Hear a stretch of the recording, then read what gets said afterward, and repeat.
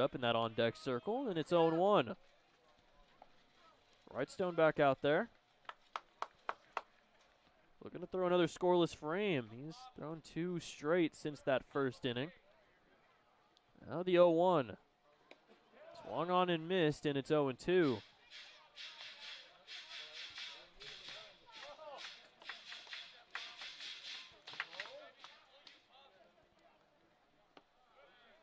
In the turf, and it's 1-2. Well, Poffenroth, like Markey, have 4 hits in this game, leading the charge offensively. Now the 1-2. Swung on and missed. Ball drops into the turf and throw on to first, bit high, but Edmonds is able to reach up and grab it for out number 1. Second strikeout of the day for Wrightstone.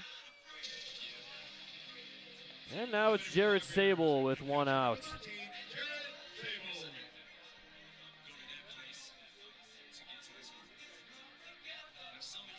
Well, Sable's brother Stefan is on the 2010 squad. Other brother Blake in the majors. In AAA right now, but was in the majors earlier this year for the Red Sox as he takes outside for ball 1.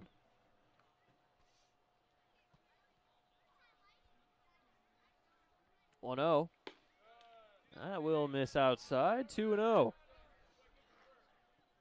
Sable went 2 for 5 yesterday.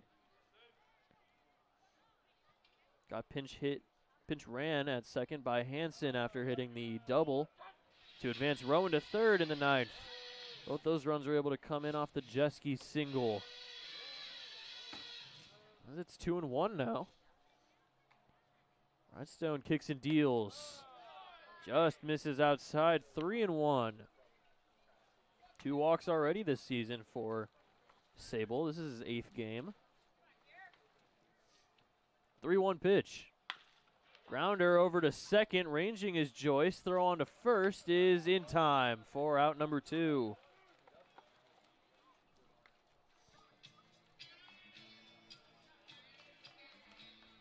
They'll make that 6th straight retired for Wrightstone against Cowlitz.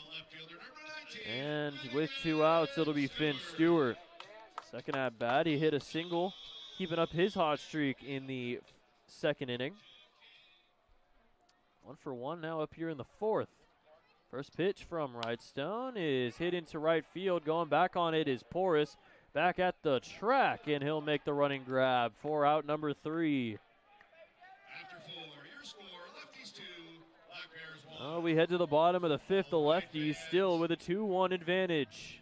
We've got another game. Listen up, baseball fans. Head into Safeway to score on great deals all season long. Safeway has everyone's tailgating favorites, from fried chicken and party subs to fresh cut fruit and veggie trays and tons of easy meal options. Satisfy your whole team for the ultimate game day experience. And you can save a cartload of time with Safeway Drive Up and Go. Just shop online at Safeway.com, head to the store, and we'll bring your groceries right to your car. Safeway, sponsor of the Cowlitz Black Bears. Join the Cowlitz Black Bears for a summer full of fun with $3 Tuesdays and kids and free Sundays. Every Tuesday home game, general admission tickets, hot dogs, nachos, and domestic canned beer are all just $3. Plus, every Sunday, kids 12 and under get free admission when accompanied by an adult thanks to Peace Health and the Daily News. Don't miss out on affordable family fun every Tuesday and Sunday with the Cowlitz Black Bears. Get your tickets today at cowlitzblackbears.com.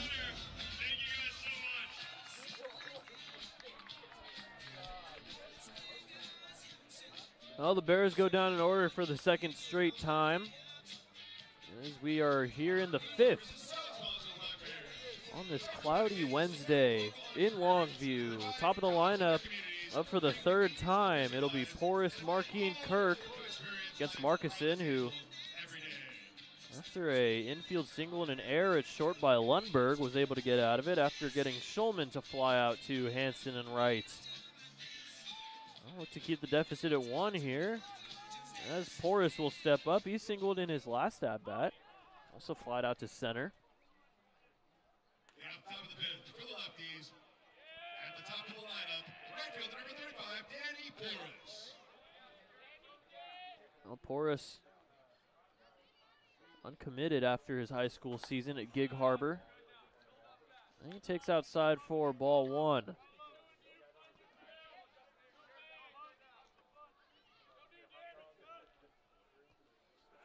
Here's the 1-0. Grounder back up the middle, past the dive of Davidson into center field, and a leadoff single for Porras, his second hit of the game. Porras 2 for 3, 2 singles, and he's on first to lead off the top of the fifth against Markison. Now batting for the Lefties, the center fielder number 13, Tommy Markey. Tommy Markey's reached in both of his ABs. Got hit by a pitch in his last one and flies one into right field. Charging is Hansen, and it'll drop and miss everybody in right field. Hansen got a bad read on it. And both of the first two hitters in the top of the lineup are on. Markey, his fifth hit of the series. He's now 2 for 2, has reached in all three of his at-bats. The shortstop number 1, Taylor Kirk. And the lefties are threatening here in the top of the fifth. Taylor Kirk will stand in. He's 0 for 2. Well, drove in a run with his ground out back in the third.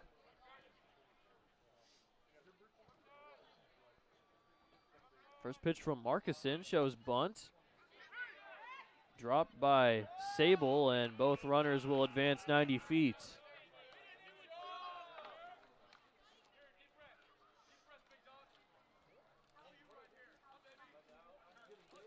Two on now in scoring position as Port Angeles looks to extend their one-run lead.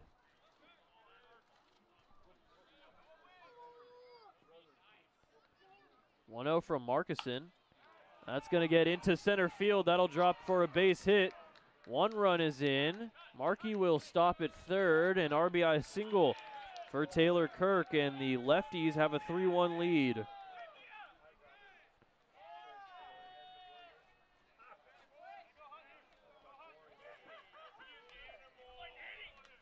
batting for the Lefties, the designated hitter number 32. Well, Markison's now given up his first earned run of the season, as now runners are at the corners, still with nobody out.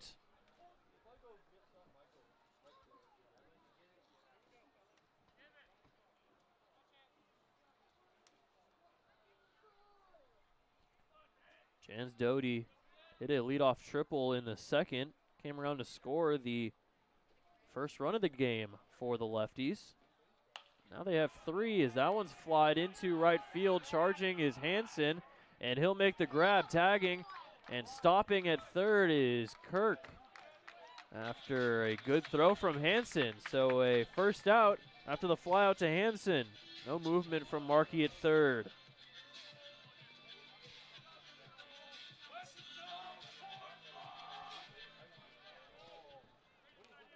One out, still runners at the corners. Markey on third, Kirk at first. The Fordham boys, back-to-back singles, and now it's Levi Joyce. 8 hits already for the lefties so far. Outside, ball one.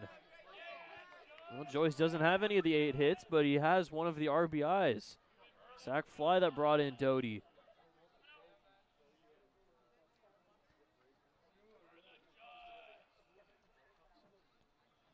1-0 pitch. This one that hits the lower half for strike one. Kirk 2 for 2 on stolen bases. Could take second. 2 in scoring position again.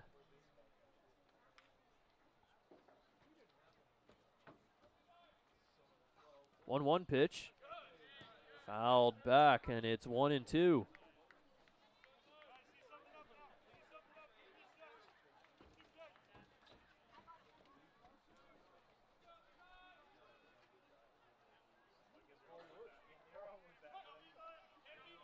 Kirk not too far of a leadoff first. Still only one out, 1 run already in for Port Angeles. Now the 1-2, runner goes. It's a grounder over to second. Can't get the double play, so throw on to first. And a run will score. The Lefties have a 4-1 lead. So the hit and run works to perfection as Davidson unable to throw it to second to try and get two. Has to throw to first just to get the one as the run scores. And it's 4-1. Levi Joyce 0 for 2, but is driven in 2 runs as Marcuson will balk and advance Kirk to third.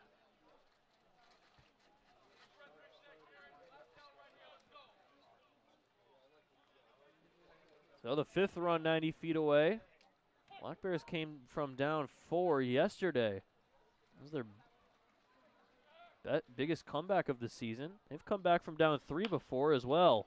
Grounder over to second. Davidson scoops it up. Throw on to first for out number 3. So 2 more runs come in for the Bears as they have a 4-1 lead halfway home here at David Story Field. Join the Black Bears on Saturday, July 12th in a night to honor the brave men and women in our community with the special First Responders Jersey Auction presented by Steelscape. Fans will get to bid on these special edition game-worn jerseys, and the winning bidder will be invited onto the field for photos after the game. Each jersey will feature a patch representing one of the local law enforcement and fire agencies around Cowlitz County. 100% of the proceeds from the jersey auction will go toward Cowlitz County Habitat for Humanity. Get your tickets today at CowlitzBlackBears.com to be a part of this special event. Private leak. Why do I have a drip in my office and water on my desk? Because the roof is bad. I tried to fix it myself, sir. Didn't I tell you to call the guard? The guard? Yes, Private, the guard. Weather guard. Oh, yeah. They'll keep you dry in the rain or snow. 577-7200. They're our first defense against the weather. Now, call Weather Guard. Sir, yes, sir. Keep you dry in the rain or snow. 577-7200. Weather Guard.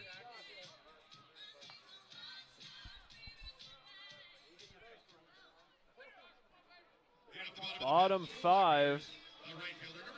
Well, the Black Bears have won 3 of their last 4, and 2 of those 3 wins have been comeback wins from down 3 or more. Now they're going to have to do it again here as they're down 3-4-1. Josh Hansen will take strike 1 on the curveball. As Wrightstone will try to throw 5 innings. There's the 0-1. Bit low, and it's 1-1. Hansen flew out to center. Got way under the ball. Flew it over to Markey in center. Hansen heading Lundberg, the bottom of the lineup, leading off. So that one gets way past Will White, over near where Henning is at in the on-deck circle, and it's 2-1.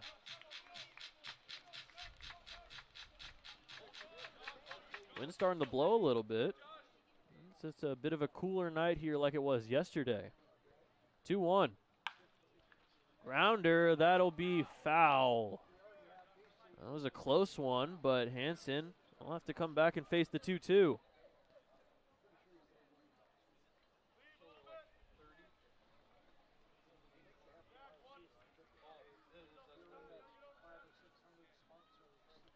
Hansen, the newest Golden Bear. Latest freshman year at USC. Hit the transfer portal. Now moving north. 2-2. Bit low. Count runs full. 3-2.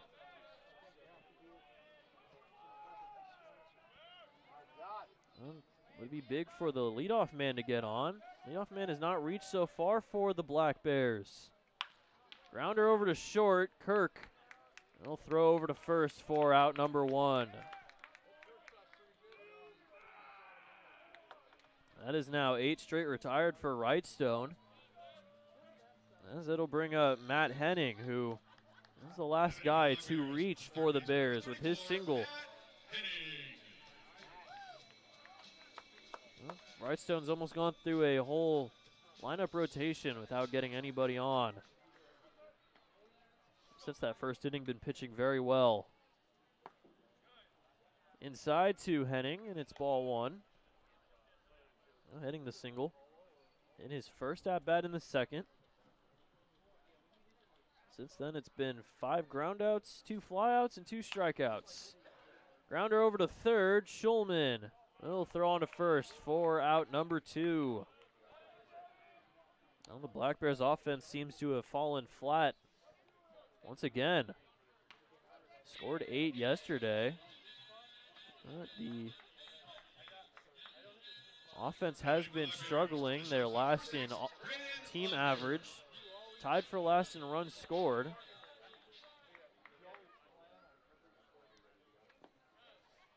As that one's low for ball 1 to Lundberg.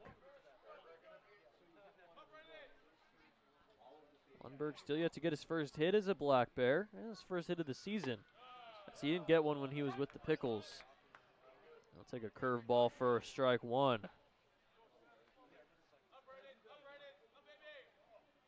There's the 1-1. Swung on and missed at the curveball, and it's 1-2.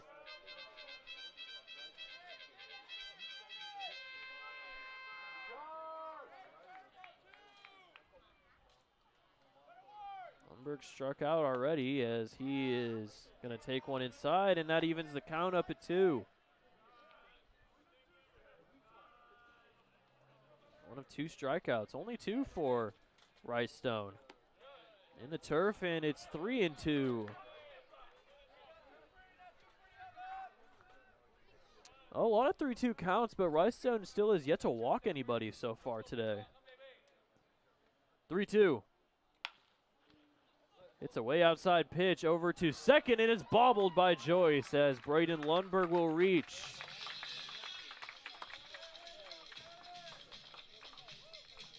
Air over at second by Levi Joyce as Lundberg, first guy to reach since Henning back in the second inning.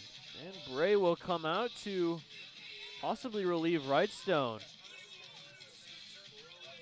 With the top of the order coming back up for the 3rd time, Wrightstone will come out of the game. So when we come back, we'll see a new pitcher face off against Matt Priest. Dick Hanna Toyota is proud to support our Cowlitz Black Bears. One of the nicest experiences each summer is to be with family and friends and watch these talented baseball players. The folks over at Dick Hanna Toyota know a thing or two about nice. Dick Hanna has been around for over 75 years, and they're a local family-owned business with a tradition of supporting our community. Dick Hanna Toyota. Believe in nice.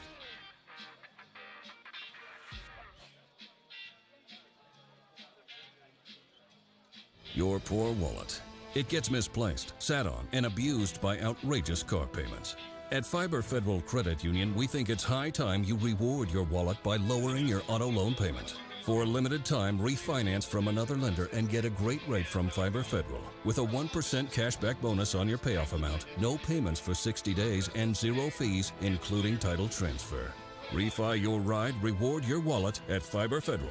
We're kind of like a family, only we're a credit union.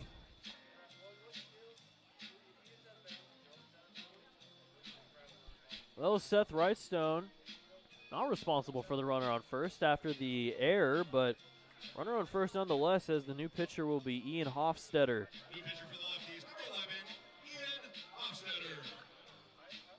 From one Chaffee College pitcher to another, Hofstetter had a 5.12 ERA in 58 innings with Chaffee. Last time he pitched was on Sunday. 2 2/3, in fact.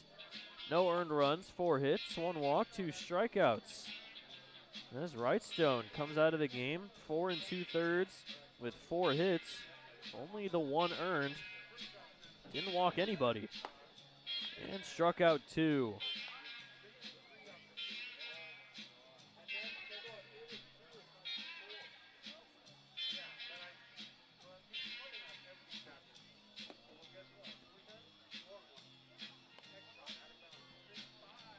That'll be Matt Priest. If he gets on, then it'll be Sam Davidson.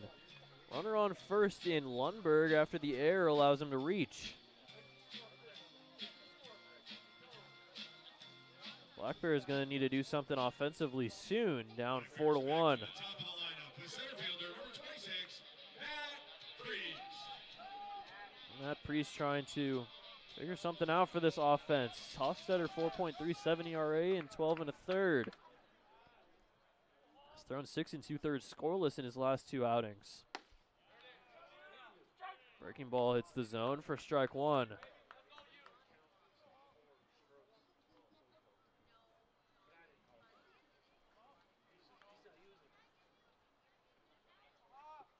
Lundberg hasn't attempted to steal yet this season. Another breaking ball, misses for ball 1. Well, Hofstetter, a fastball, slider, changeup guy. Usually a 3-pitch mix, mostly the fastball. Goes to around 86, but has some good ride on it. Misses low, and it's 2-1. Slider, changeup are about even in velocity, around 75. Meanwhile, the fastball gets up to 86. 2-1. Fly ball into the gap in right center field. Going on it is Porras, but it'll be Markey to make the grab. 4 out, number 3. Well, Hofstetter gets out of it. As we head to the top of the 6th, the Lefties have a 4-1 lead. Get ready for another summer of family-friendly fun with the Cowlitz Black Bears. Rally your crew and head down to David Story Field for delicious food and drinks, affordable entertainment, and unforgettable memories. The Black Bears can host your group, business, friends, and youth sports team. Whether you're entertaining clients, treating your employees, or just looking for a fun night out with coworkers, David Story Field is the place to be. Create a summer of great memories with the Black Bears. Book your group outing today at cowlitzblackbears.com.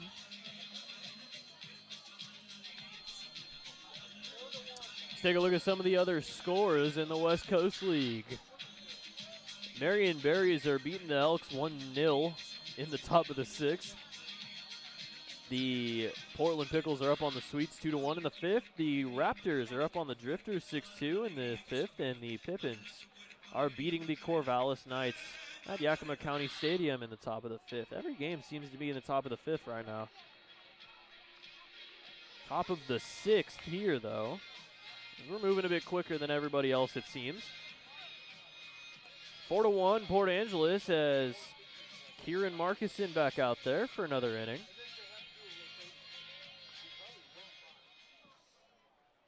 It'll be Matisic, Will White, and Tyler Schulman, the bottom 3 in the lineup, to lead off the top of the 6th. Matisic, a single and a strikeout so far. Singled against Markison in the 4th. That leads off the 6th. First pitch from Kieran is going to be fouled up and away, out of play for strike 1. 4 runs, 8 hits, 1 error for the Lefties. 1 run, only 4 hits, all singles for the Black Bears. Also 1 error. The error at short from Lundberg. Grounder over to third, and it's going to be a fair ball. Henning throw across the diamond, and a good stretch at first by Rowan for out number 1.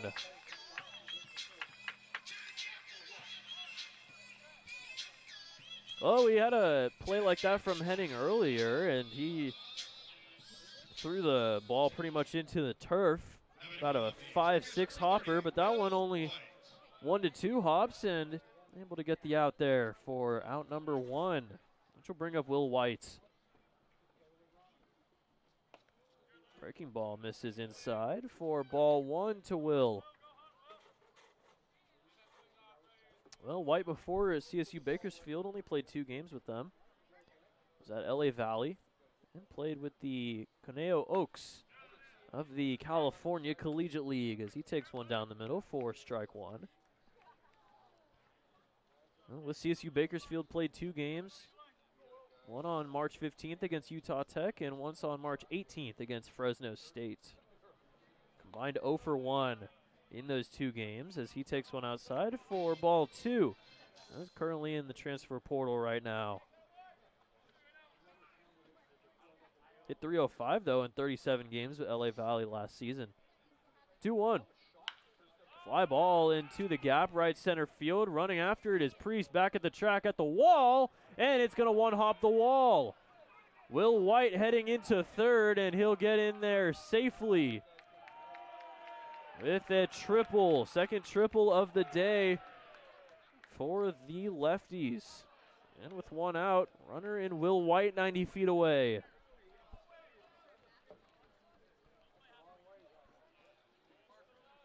Well, Chance Doty had a triple of his own back in the second. And now Will White. Third baseman, number 23, Tyler Schulman. Well, we haven't seen a triple here all season before these last two games, and now we've had 4. 2 from the Bears yesterday, and now 2 from the Lefties today. And Schulman fouls off the first pitch.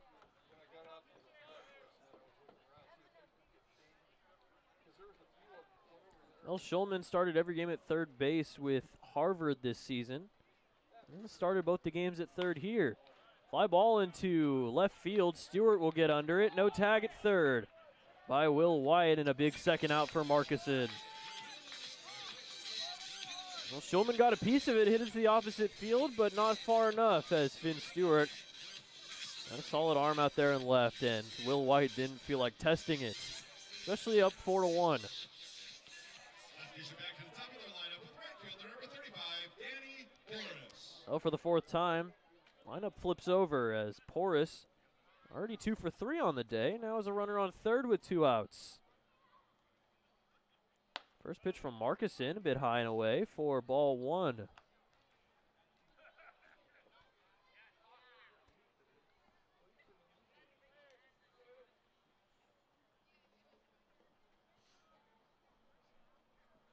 Here's the 1-0.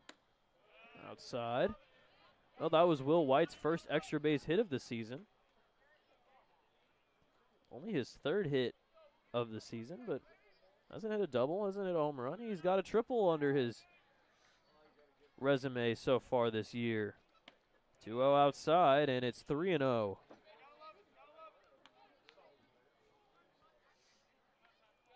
Oh, Porras and Markey have combined for 4 singles, combined 4 for 5 with a hit by pitch. Top 2 have been really good for the Lefties today. 3-0. Swings at 3-0 and fouls it off into the party deck in left field. Don't see many swings 3-0 in the West Coast League, but he thought he saw his pitch. And just got behind it, though. Well, now faces a 3-1 against Markison. Trying to get a scoreless 6th. 3-1. Another one fouled off. A little bit more to the left this time, and it's 3-2. Markison doesn't have a strikeout yet in this outing. Has given up 5 hits, though, and 2 runs. Will White dancing over there at third. 3-2.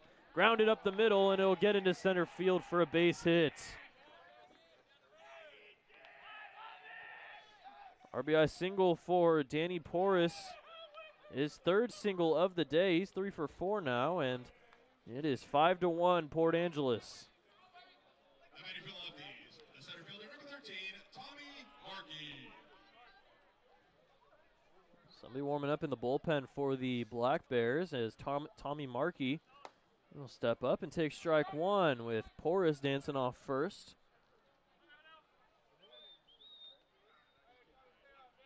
Looks like Brady Culp out there in the bullpen.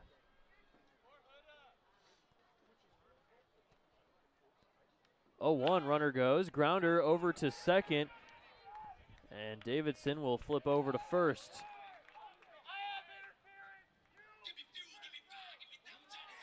Well, looks like Jarrett Sable is going to get caught for catcher's interference, so the ground out will not count as out number 3. It will be an error on Sable.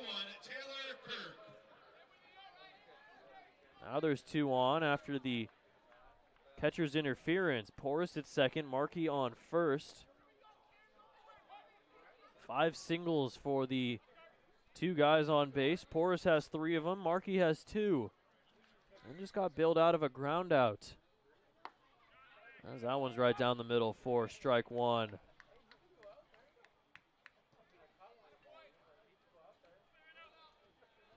Taylor Kirk has a single of his own, has driven in 2. One on the ground out and a single in the last inning. Now a 5-1 Port Angeles lead. Here's the 0-1. Fly ball into center field, and that'll drop in for a base hit. Rounding third is Porras, and he will score. Another RBI single for Taylor Kirk, his second of the day. As Porras comes in to score, and it's a 6-1 Port Angeles lead. The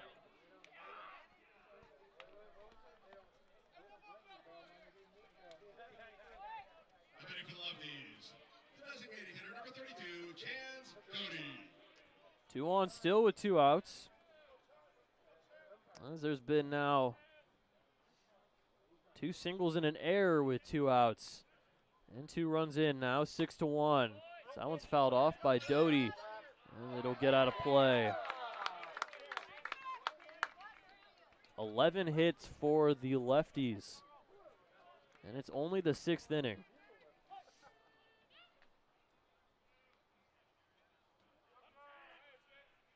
9 singles and 2 triples.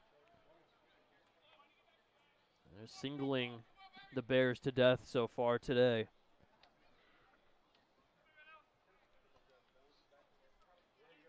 Doty has one of the 2 triples, and that's his only hit today. 0-1. In the turf, good scoop from Sable. And it's 1-1, so now 28 errors on the season after the catcher's interference, which counts as an error on Sable.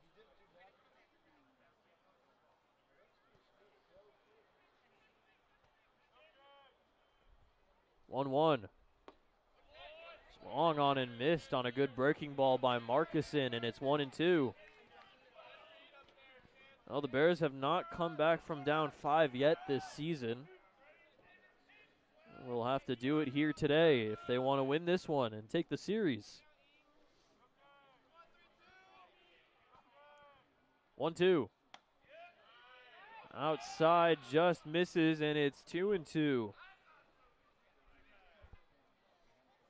Count even up 2-2, 2 outs, 2 runs in the top of the 6th.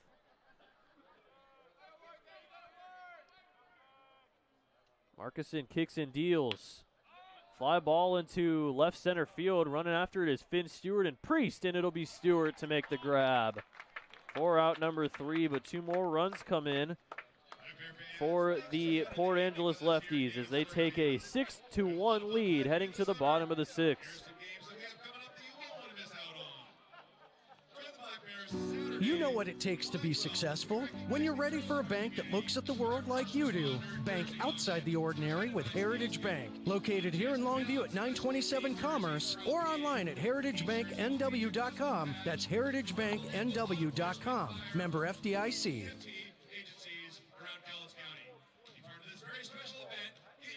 Listen up, baseball fans. Head into Safeway to score on great deals all season long. Safeway has everyone's tailgating favorites, from fried chicken and party subs to fresh cut fruit and veggie trays and tons of easy meal options. Satisfy your whole team for the ultimate game day experience. And you can save a cartload of time with Safeway Drive Up and Go. Just shop online at Safeway.com, head to the store, and we'll bring your groceries right to your car. Safeway, sponsor of the Cowlitz Black Bears.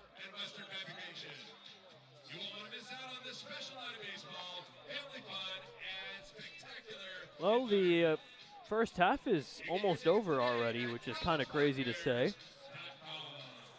The Black Bears went 11-16 in the first half last season. And if they want to match that record this season, they have to go 4-4 over their last 8 games in the first half. Right now at 7-12. Hofstetter back in there for another inning after getting Matt Priest to fly out to end the 5th, and it'll be Sam Davidson, Trenton Rowan, Gavin Poffenroth, 2, 3, 4 guys in the lineup. Davidson has a single and a ground out to short, and also strike 1. Only 4 hits on the day for the Black Bears. All of them singles, all of them coming in the first 2 innings. 0-1 misses, and it's 1-1. Hofstetter mostly started for Chafee in the bullpen, though, for the Lefties today. 1-1. Outside, 2-1. Well, the most innings he pitched was 7 at Chafee. 7 innings, 3 hits against Cypress back on January the 28th. 2-1. This is one that's right down the middle for strike 2. Only struck out 5, though, versus Cypress. His most strikeouts came against Mount San Jacinto. 6 2/3 innings, struck out 11. Bit inside, backs up Davidson a bit, and it's 3-2.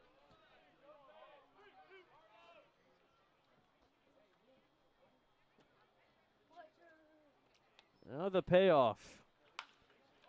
Skied into shallow right field, heading into foul ground. Under it is Joyce, and he'll make the grab as his hat flies off for out number 1.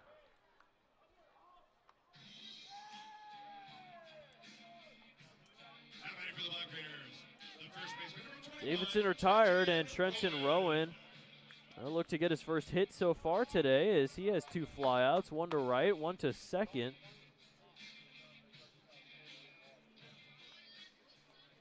Web gem for Porras on his flyout to right. He made a nice diving grab as that swung on and missed for strike 1.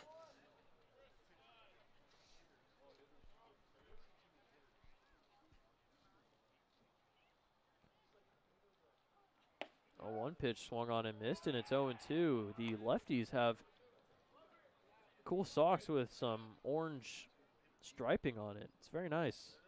Quite like it.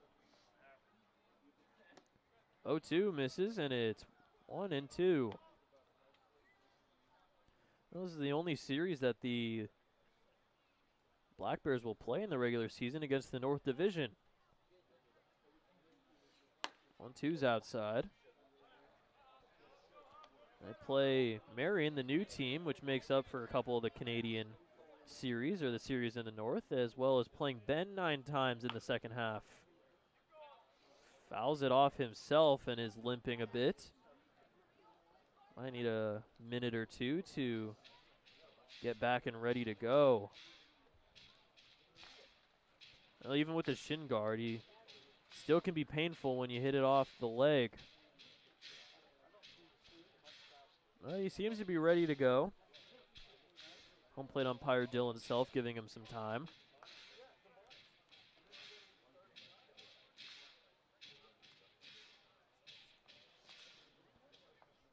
Self wearing the number 23. Same as Josh Hansen. Counts even to 2-2, and with Rowan now ready, Hofstetter, as his sign, is ready to go. Fouled off, and it's 2-2. You're always going to have to expect a Trenton Rowan good AB.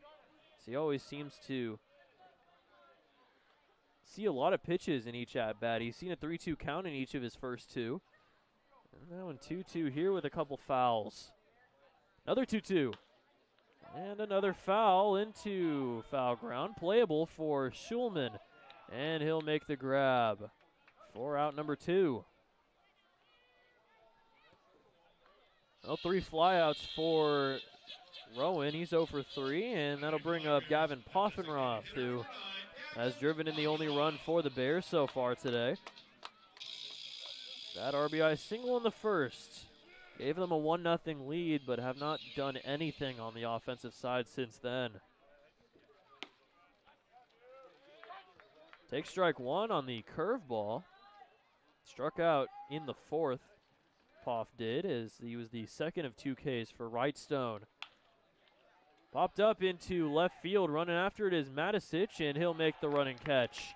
For out number 3, a 1-2-3 for Hofstetter on 3 flyouts as we head to the 7th inning.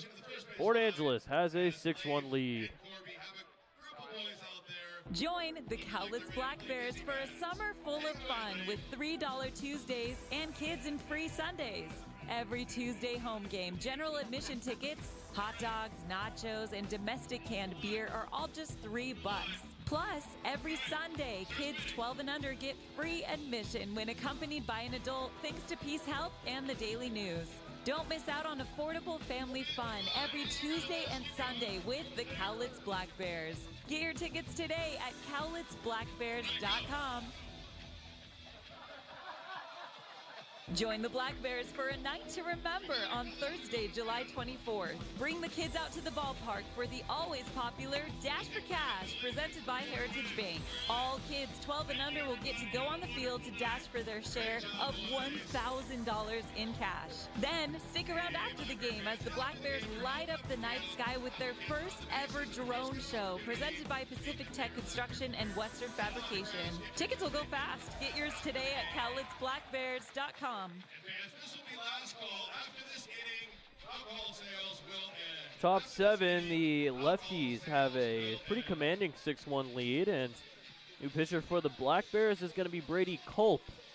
Kieran Markison finishes with 3 innings, 8 hits, 3 earned runs, 4 in total, with 0 walks and 0 strikeouts. Not the best outing for Markison, who has been really good so far this season. Just had one outing that didn't go his way. Arizona Christian University, number 20, Brady Culp. Well, Culp will face off against Joyce Edmonds-Matisic. Middle of the order. In the top of the 7th, the Lefties trying to extend their lead. 6-1. They already have 11 hits on the day. Well, the most hits that the Black Bears have given up is 15. And that came in the 11-10 victory against Yakima a few weeks back. Brady Culp, though, hasn't given up an earned run yet in 2 1/3. Has pitched in 2 games. Coming against Springfield in game 1 of that doubleheader. Pitched a 1/3 of an inning. Didn't give up a run, struck out 1, and earned the loss. 2-0 loss against the Drifters. Also played on the 18th against Corvallis and pitched 2 scoreless, striking out 2, only giving up 1 hit and 1 walk. Levi Joyce is 0 for 2, but is driven in 2 so far today. Sac fly, RBI ground out. Has been the culprit of 2 RBIs. He now has 5 on the series. And he takes strike 1. Culp from down the street in Vancouver. 0-1 outside, and it's 1-1. I still feel like it's very weird that they have a Vancouver in Washington when they have a Vancouver in Canada. That is literally like 3 hours away. It just feels like it would be confusing to people. Right back towards Culp and into center field for a base hit. Oh, the Port Angeles lineup keeps on hitting. That's the 12th hit of the day and the 10th single. But only the first hit for Joyce as he's on. And now everybody in the starting lineup has a base hit in this game, except for the guy who stands up now. Jack Edmonds is 0 for 3. Only guy in the starting lineup without a base hit after the Joyce single. 2 flyouts and a ground out to second. And struggling so far today is 0 for 7 so far, going back to Sunday against Nanaimo. Played for a Brown squad that was pretty bad. 11 and 28 on the season. Started 0 and 11 on the year. Check swing foul.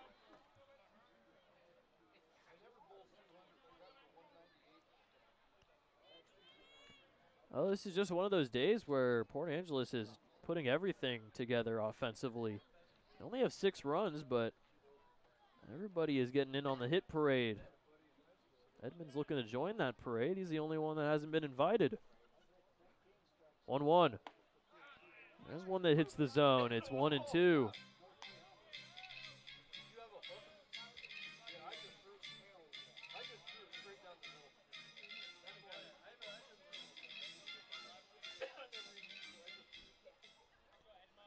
Edmonds not too far away from Sammamish.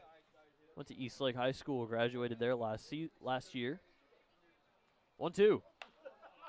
Gets a piece of it, flies it, foul out of play to the right side. And it'll stay 1-2.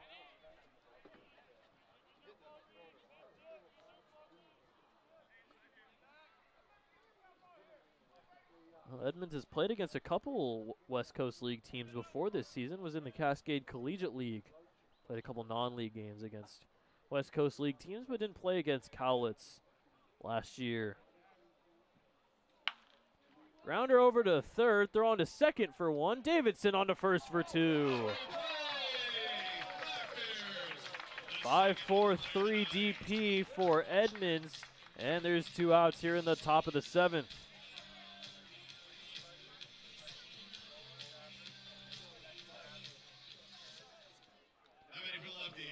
Oh, 2 outs and nobody on after the Joyce single in the DP. It's Matisic, who has a single in the 4th.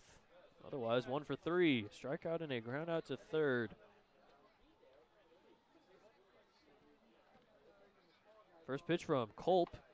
Breaking ball. Misses a bit high, but at the stomach area. As mentioned, the strike zones are very low here in the West Coast League.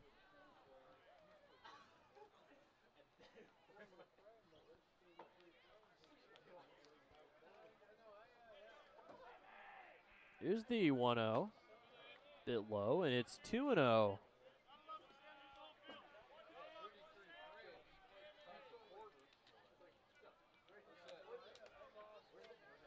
Well, Centralia finished 23-27, didn't make the NWAC playoffs.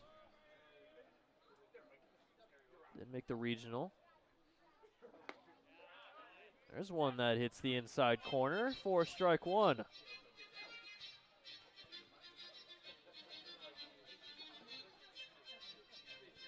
Well, before Oregon Tech, Culp was at Umpqua. Was with the Drifters back in 2023. Has played some West Coast League baseball before this season.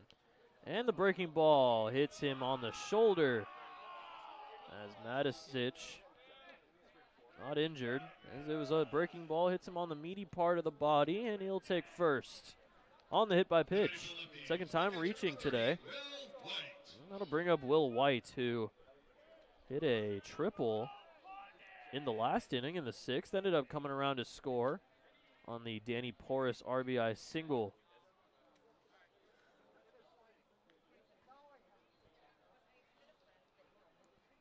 First pitch from Culp is going to hit the zone for strike one.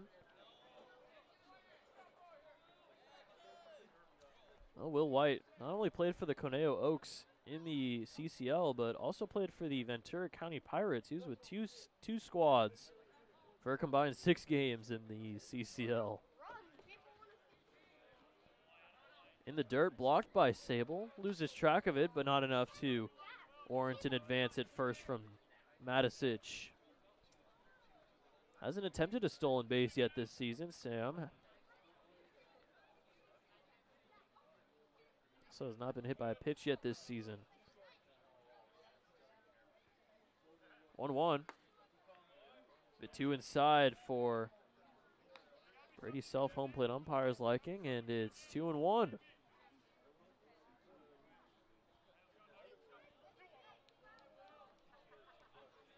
Cal State Bakersfield finished 18-38. They ended the season losing 11 of 12. That's way inside, almost hits White, and it's 3-1. Culp missing the zone a bit more than he did in the first part of his outing. Almost hits another batter, and it's 3-1. Now Culp kicks and deals. Inside, ball 4. He's missing in that inside half. Breaking ball hits Matisic, and now 3 balls missing inside, as it'll be Tyler Schulman with 2 on and 2 outs.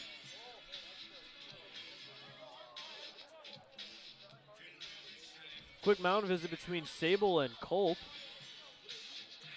They're going to try and get out of this with a scoreless frame. The Lefties have scored 2 runs in both of the last 2 innings. 1 in the 2nd, 1 in the 3rd, 2 in the 5th, 2 in the 6th. Have them at 6 runs on 12 hits and a 5-run lead here in the top of the 7th. First pitch to Schulman. It's the outside half for strike 1.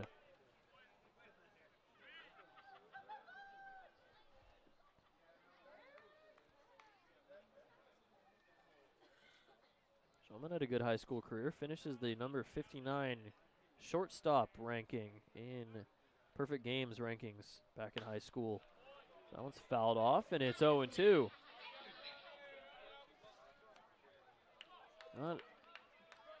Played in the Marmonte League for Calabasas High School. Second team All-CIF and first team All-League. Second team All-League is a sophomore and junior.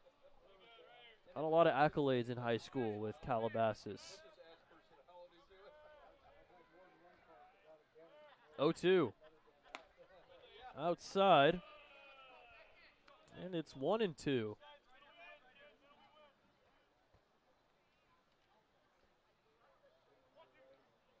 Calabasas won league championships in back-to-back seasons his junior and senior year. There he was leading the squad as team captain. 1-2 inside, backs up Schulman, and it's all evened up at 2.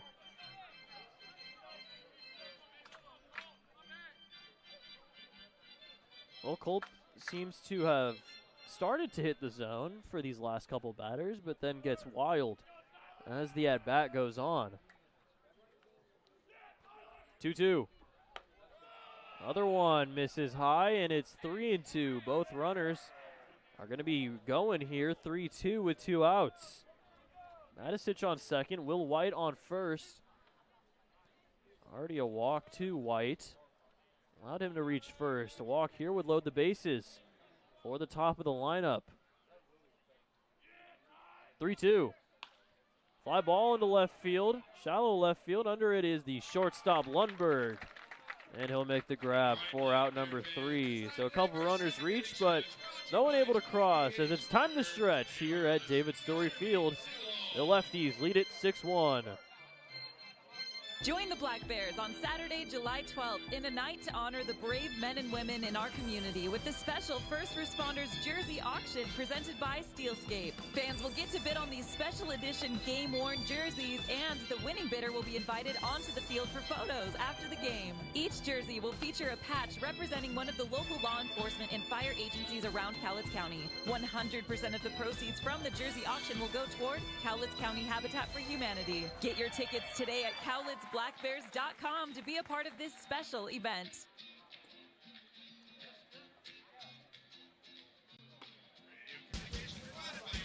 Private leak. Why do I have a drip in my office and water on my desk? Because the roof is bad. I tried to fix it myself, sir. Didn't I tell you to call the guard? The guard? Yes, Private, the guard. Weather guard. Oh, yeah. They'll keep you dry in the rain or snow. 577-7200. They're our first defense against the weather. Now, call Weather Guard. Sir, yes, sir. Keep you dry in the rain or snow. 577-7200. Weather Guard. Well, it says stretching can keep your blood pressure under control, avoid chronic muscle pain, and keep your immune system prepared for anything. And we do that every 7th inning, so your blood pressure should be very relaxed, and you should be very de-stressed as of now. Bottom 7, 6-1, Port Angeles leads it. As Ian Hofstetter is still out there, pitching fairly well. The Bears' offense has gone stagnant in the past 4 or 5 frames. Jarrett Sable leads off. Takes it outside for ball 1. Sable, Stewart, Hansen. Top 3. Hofstetter has not faced any of them quite yet. Ripped into the gap in right center field, and that'll drop in for a base hit.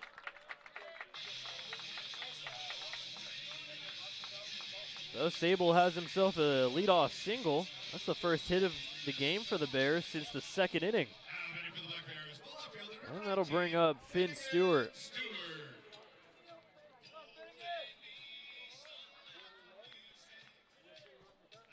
Well, Finn Stewart with Utah Tech. Utah Tech just announced that they're going to be joining the Big Sky Conference starting July 1st, 2026. And Stewart will take strike one. My thing is with Utah Tech, though, is they were in the WAC. And the Big Sky Conference doesn't have a baseball conference, so I wonder if their baseball team is going to stay in the WAC. Because other Big Sky schools like Sac State, Northern Colorado, are also in the WAC because the Big Sky doesn't have a baseball conference, but also schools like UC Davis are in the Big West.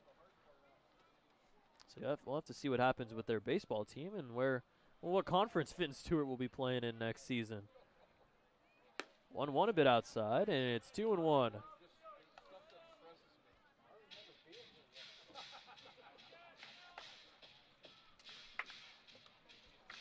Finn Stewart has one of the 5 hits, one of the 5 singles for the Bears.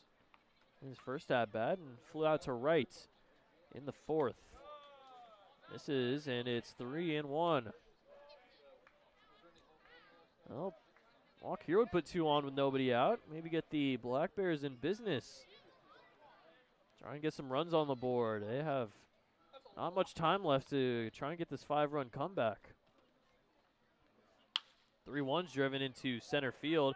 Markey had a bad read on it, but falls back to make the grab. Well, Markey went forward at first, but ended up backtracking a bit to make the running grab for out number 1.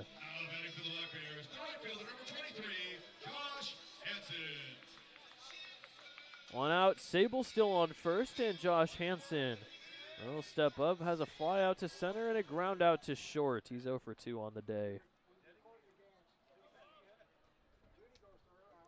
First pitch from Hofstetter is going to just miss outside for ball 1. Well, Hofstetter had a really good high school career. Senior season in 2023, 1.49 ERA and 65 2/3. There's one that hits the outside for strike 1. Junior season was even better, .82 ERA and 76 2/3. 70 strikeouts, 86 senior year. 154 opponent average. There goes Sable, hit and run as Hansen fouls it back to the boards, and Sable dove into second. We'll have to go back to first. Looked to be a weirdish dive for Sable. That he'll jog his way back to first. That's his first attempted stolen base. Well, that's not going to count as he'll have to head back to first.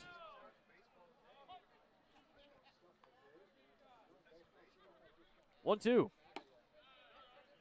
This is a bit outside, and it's all even up at 2-2.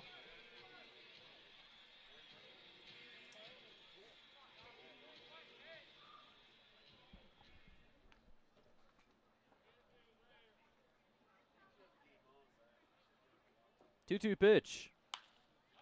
Fly ball into right field. Going after it is Porras, but it will get out of play. It stays 2-2. Well, with the win yesterday, the 8-7 victory, the Black Bears are now 4-2 in one-run games. They started 1-7 in one-run games last season. Went a full 4-9 over the course of the year, so they already have as many one-run wins as they did last season. But also 4 of their 7 wins have come by 1 run. 2-2. Breaking pitch, but this is inside as Hansen, good take, and the count runs full, 3-2.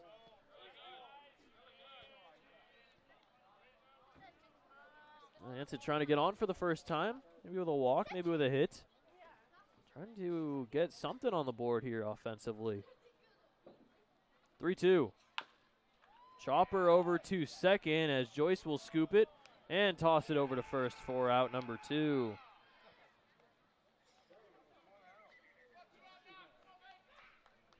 Well, advancing to second is Sable, but 2 outs. And Matt Henning will step up for his third at-bat. He's 1 for 2, has a single, has a ground out to third.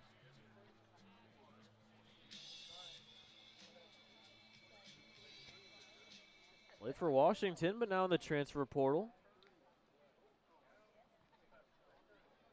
A couple Cowlitz guys in the portal as of right now, as Henning will take strike one.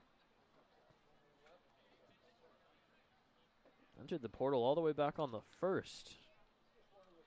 About 2.5 weeks ago. Actually, no, 3.5 weeks ago. 0-1. That one hits the zone, and Henning's quickly down 0-2.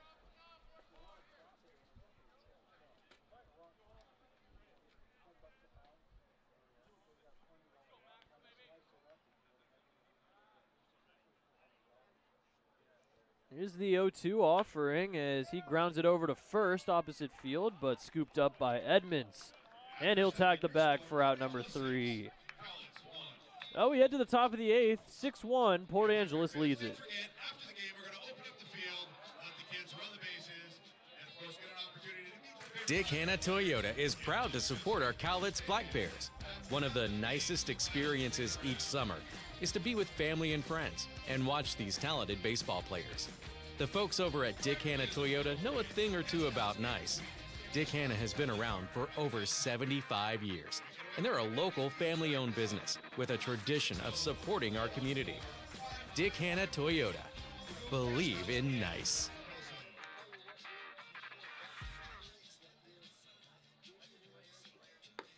Your poor wallet. It gets misplaced, sat on, and abused by outrageous car payments. At Fiber Federal Credit Union, we think it's high time you reward your wallet by lowering your auto loan payment. For a limited time, refinance from another lender and get a great rate from Fiber Federal with a 1% cashback bonus on your payoff amount, no payments for 60 days, and 0 fees, including title transfer. Refi your ride, reward your wallet at Fiber Federal. We're kind of like a family, only we're a credit union.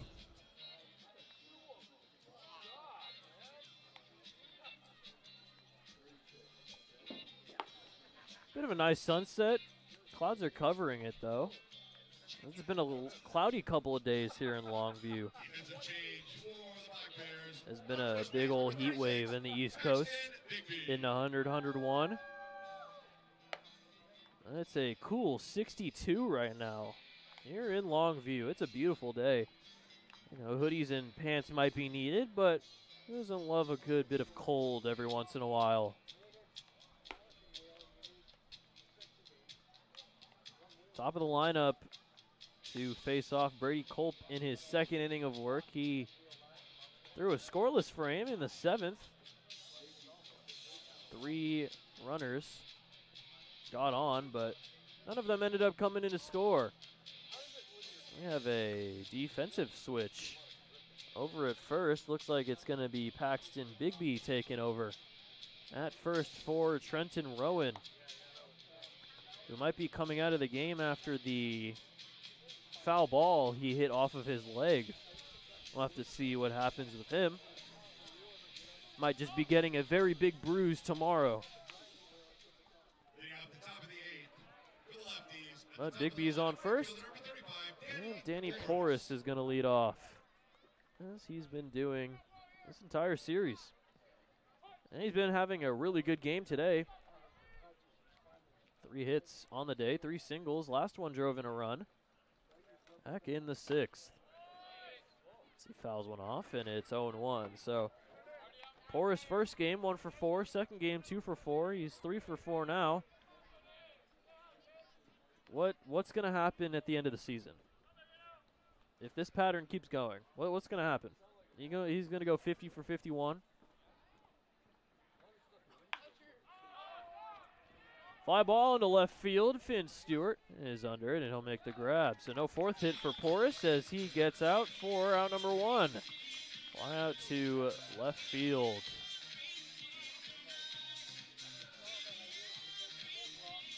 Oh, challenge isn't over as Markey has 2 hits of his own, has reached in all 4 of his at-bats.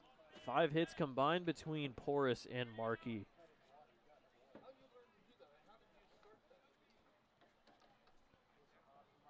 Two for 3. Last at-bat reached on a catcher's interference by Sable.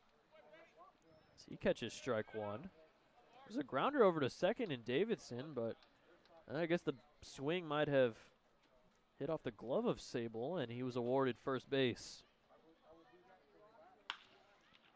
Fly ball into deep center field. Running back on it is Priest, and he'll make the grab at the base of the track for out number 2.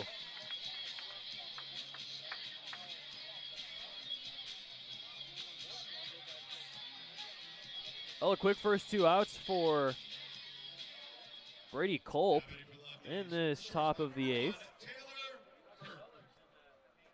That'll be Taylor Kirk, who's got 2 hits of his own and two RBIs.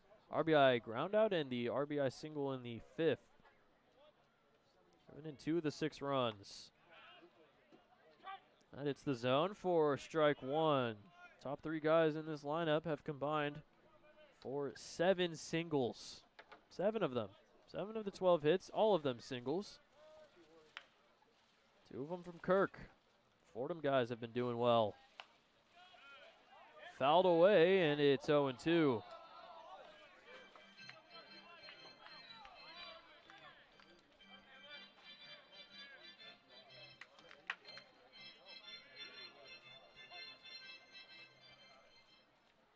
Chance Doty on deck.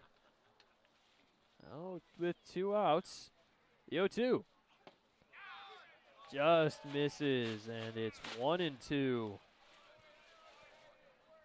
Well, Culp trying to get the first 1-2-3 of the lefty since the first inning, in which Thompson gave up a single to Markey and a double play. 1-2-3 first, but otherwise, someone has gone on in every single inning since. 1-2. And that hits him on the back. So the streak of runners on will keep going to 8 innings as runners reached in every inning for the lefties today. And that will bring an end to the 1-2-3 unless Kirk gets out on the base paths. This is 3rd time reaching though on the hit by pitch. 2nd hit by pitch for Culp so far today. As Doty swings and misses for strike 1. Kirk over at first has the sliding mitt. Looked like it was coming off while he was taking his lead at first.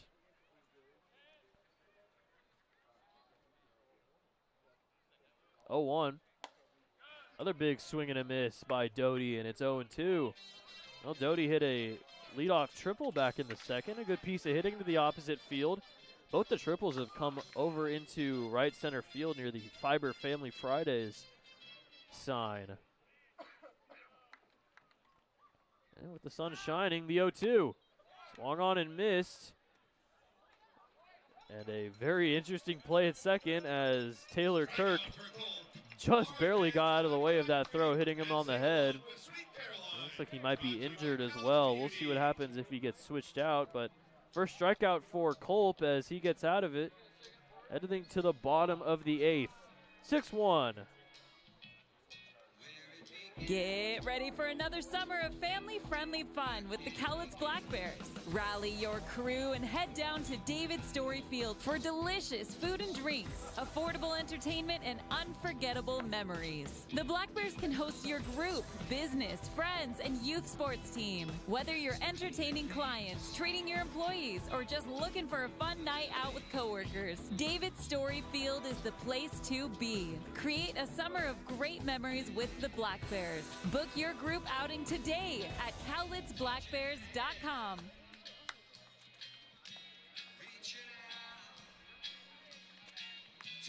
You know what it takes to be successful. When you're ready for a bank that looks at the world like you do, bank outside the ordinary with Heritage Bank. Located here in Longview at 927 Commerce or online at heritagebanknw.com. That's heritagebanknw.com. Member FDIC.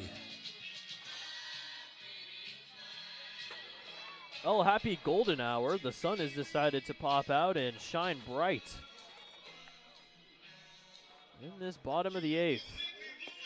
Ian Hofstetter back out there for another inning after giving up the single to Sable. Nothing doing after that as it'll be Lundberg and then back to the top of the lineup in the bottom of the 8th. Black Bears down 5.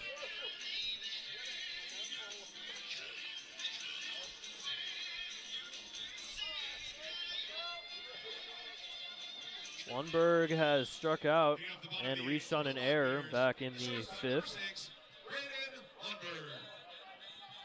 And besides Davidson scoring in the 1st, Black Bear has not reached 3rd the rest of the game. That one misses for ball 1. 1-0 pitch. Is going to hit the zone for strike 1. It's kind of weird seeing the sun shining this bright when it's 8:43. Well, that's what happens when you're this far north.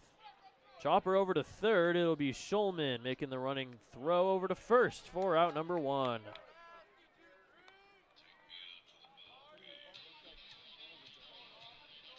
Top of the lineup now flips over for the 4th time, and Matt Priest is going to stand in. 0 for 3, not having the best series so far, as he is now 0 for 8 against Port Angeles in these 2 games.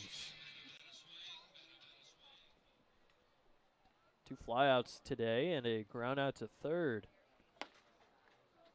And a 1-0 count.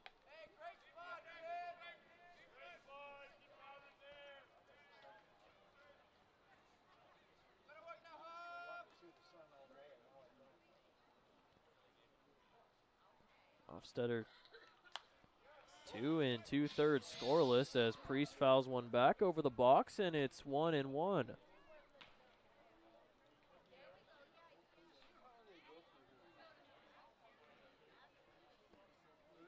And blowing from left to right field as it usually does.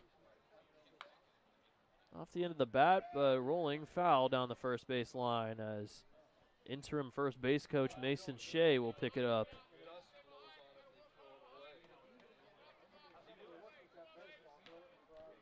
1-2 now to Priest.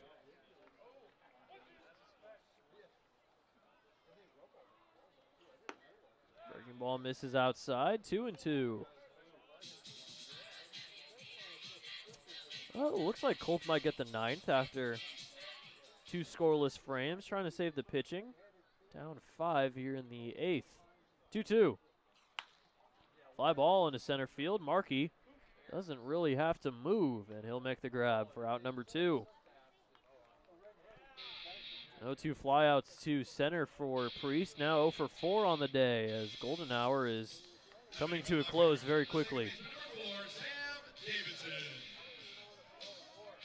Davidson 1 for 3 has a single, scored the only run for the Bears today. Coming back in the 1st. 6 scoreless since then for lefties pitching between Wrightstone and Hofstetter.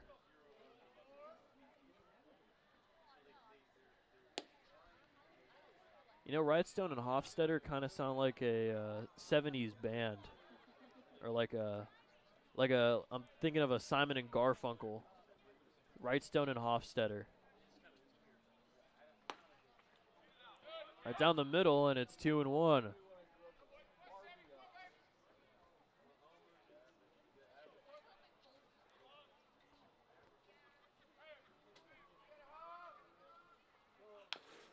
Chop foul into the lefties dugout. No Bigby, if he comes up, is going to be pinch hitting for Rowan in the 3-hole. Haven't seen Bigby in a few games, as hasn't been getting much playing time since Rowan has arrived. So he's mostly been playing 1st and 3rd.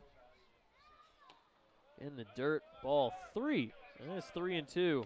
As well as Henning getting here, he plays 3rd, and he's playing 3rd today.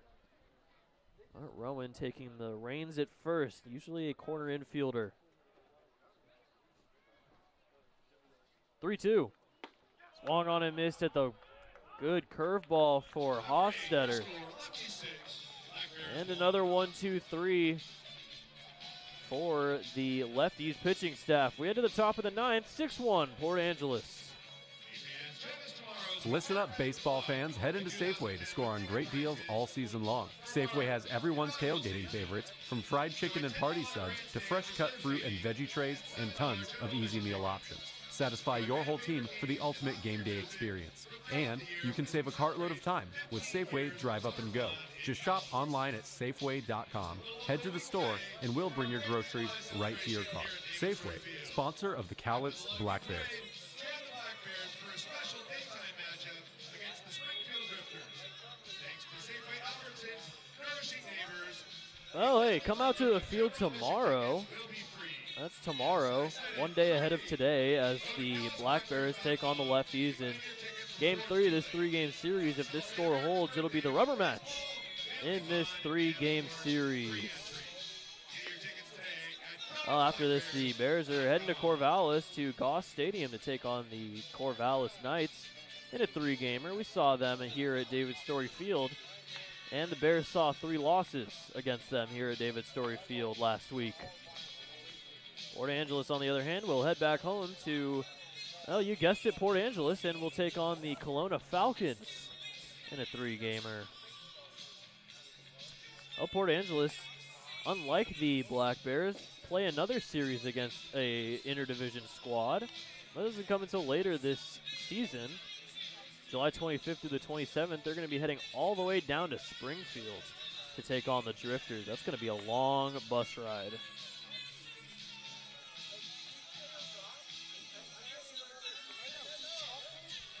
Top 9, Brady Colt back out there for his 3rd inning of work, and he'll be facing off against Levi Joyce, Jack Edmonds, Sam Matisich. Top 3 in the lineup. Leading off the top of the 9th, for the Lefties, the second baseman, number 9, Levi Joyce. This is going to be the 3rd time that Joyce leads off an inning.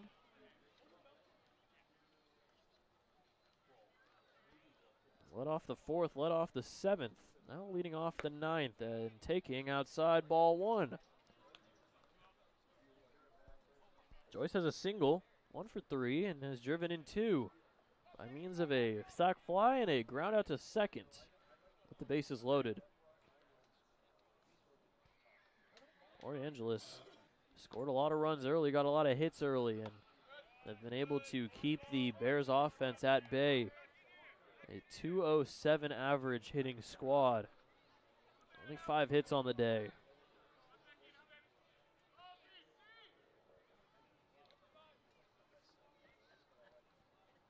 Two-0 pitch. It is going to miss inside. 3-0.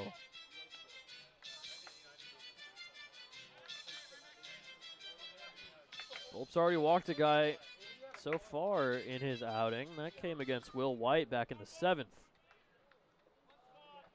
3-0. Outside ball 4. Joyce doesn't even get a competitive pitch as he'll take first on the leadoff walk. Nobody warming up in the bullpen. This might just be Culp's inning to work with. Well, Edmonds still the only one in the starting lineup without a hit for the Lefties. Is 0 for 4. 2 flyouts, 2 groundouts. One of them in his last at-bat being a double play. Has a man on first again, so could ground into a second double play if he really wanted to. Blown away, and it's 1-0.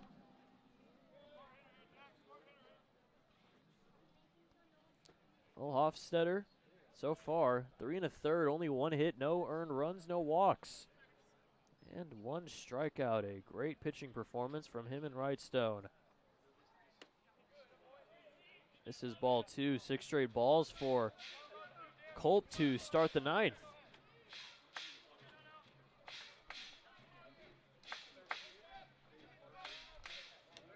Joyce on first, 5 stolen bases, but in 10 attempts.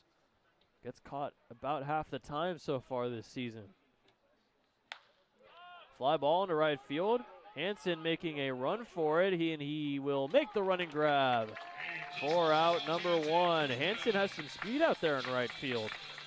And he was able to show it off and get into foul territory to make the catch for out number 1.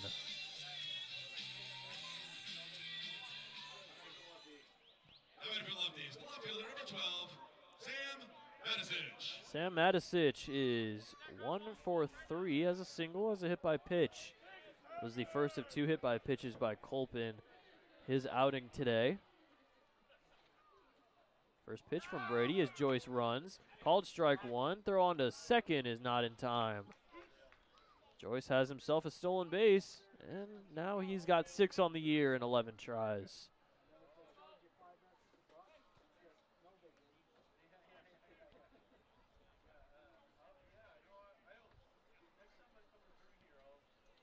So a lefty has reached in every inning after the walk.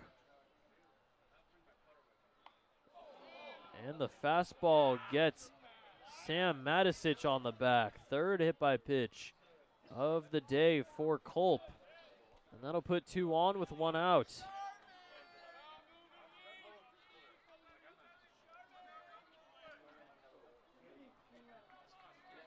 Meeting at the mound between Sable and Culp, as Culp has been very wild so far today.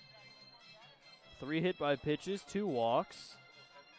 That has yet to give up a run with all these runners getting on. Well, Will White trying to change that, though. He's got a triple. Ended up scoring in the 6th after that triple and has reached 3 times. An error. That's short by Lundberg and a walk. So having a good day in his 5th game of the season. Hasn't gone too much playing time for the lefties, but gets the start today. First pitch from Culp. Bit high for ball 1. Well, the lefties trying to put this game out of reach. They're 2 on and 1 out. Score holds, they'll tie the series up at 1 apiece.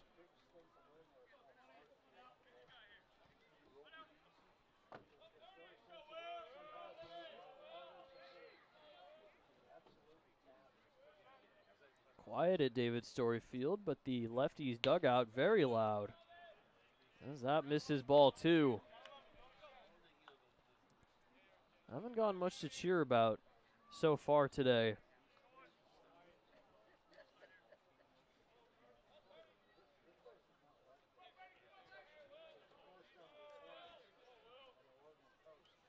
Two-0 pitch.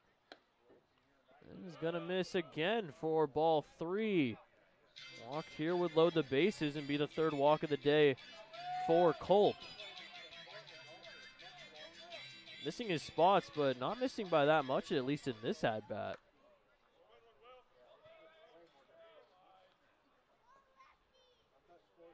.3-0. There's one right down the pipe, and it's 3-1.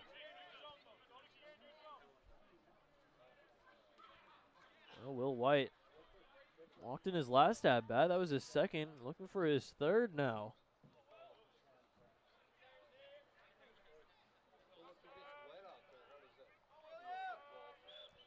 Now the 3-1. It gets past Sable, but it doesn't matter as that's ball 4. 2nd walk of the inning. 3rd of the day for Culp, and that'll load him up. Still nobody up in that bullpen. Culp has to get out of this one himself.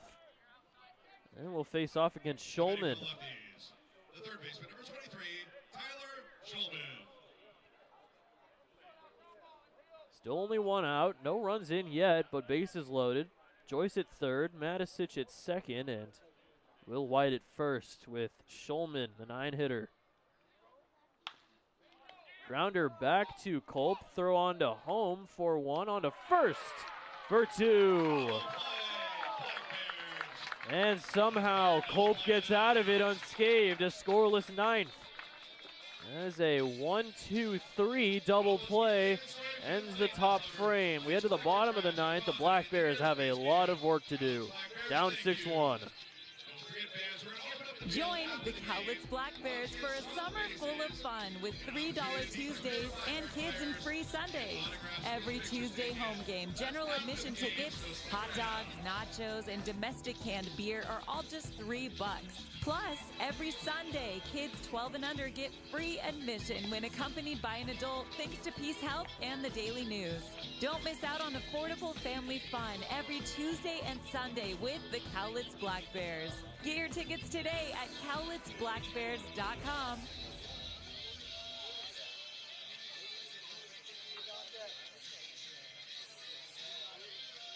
Join the Black Bears for a night to remember on Thursday, July 24th. Bring the kids out to the ballpark for the always popular Dash for Cash, presented by Heritage Bank. All kids 12 and under will get to go on the field to dash for their share of $1,000 in cash. Then, stick around after the game as the Black Bears light up the night sky with their first ever drone show, presented by Pacific Tech Construction and Western Fabrication. Tickets will go fast. Get yours today at cowlitsblackbears.com.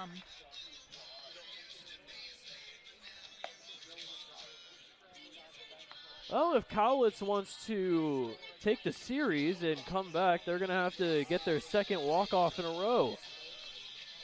That's the only way it's going to have to happen, but they're down 5. It's going to take a whole lot to even tie this game, let alone take the lead. They will definitely try as Paxton Bigby stands in against Hofstetter, who's looking to finish the job himself. As Bigby will take outside for ball 1. Well, Bigby hadn't that bad in game 1 of the doubleheader at Springfield on Sunday. Last start was on last Friday, which he went 0 for 4 with a strikeout and a walk in the 7-5 victory. Ripped into right field, and Porras dives and it gets past him. It's going to get all the way to the wall as Bigby rounds second. He's heading for third. Throw in is not in time as Bigby has a triple to lead off the bottom of the 9th.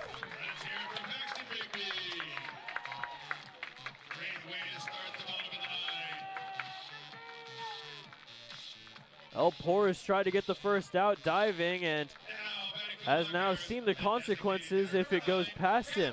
Had a diving grab off of Trenton Rowan's first at-bat.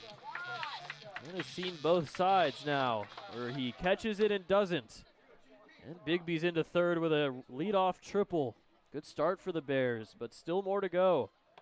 First pitch to Poffenroth misses high for ball 1. Poffenroth is driven in the only run for the Bears and might bring in the second run for the Bears. Fly ball into right field, going back is Porras, and he's not going to get there. It'll land fair all the way to the wall. Bigby comes in to score, Poffenroth into second, and he has driven in both so far today. An RBI double for Poffenroth, and it's 6-2.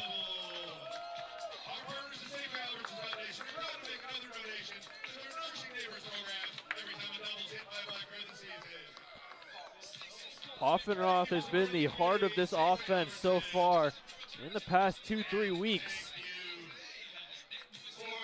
Still nobody out, a run already in for the Bears, and that'll bring up Jarrett Sable.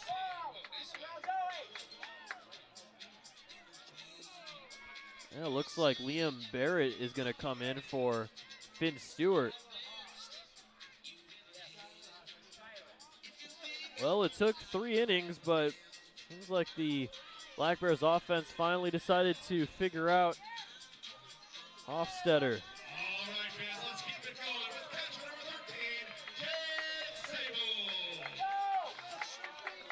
6-2 now, and Sable steps up with Poffenroth on second. The Black Bears have some life. That one misses outside for ball 1. Well, would be the biggest comeback of the season, and would be their second win after trailing after 8. Their first one, of course, coming yesterday. 1-0 pitch misses outside, and it's 2-0.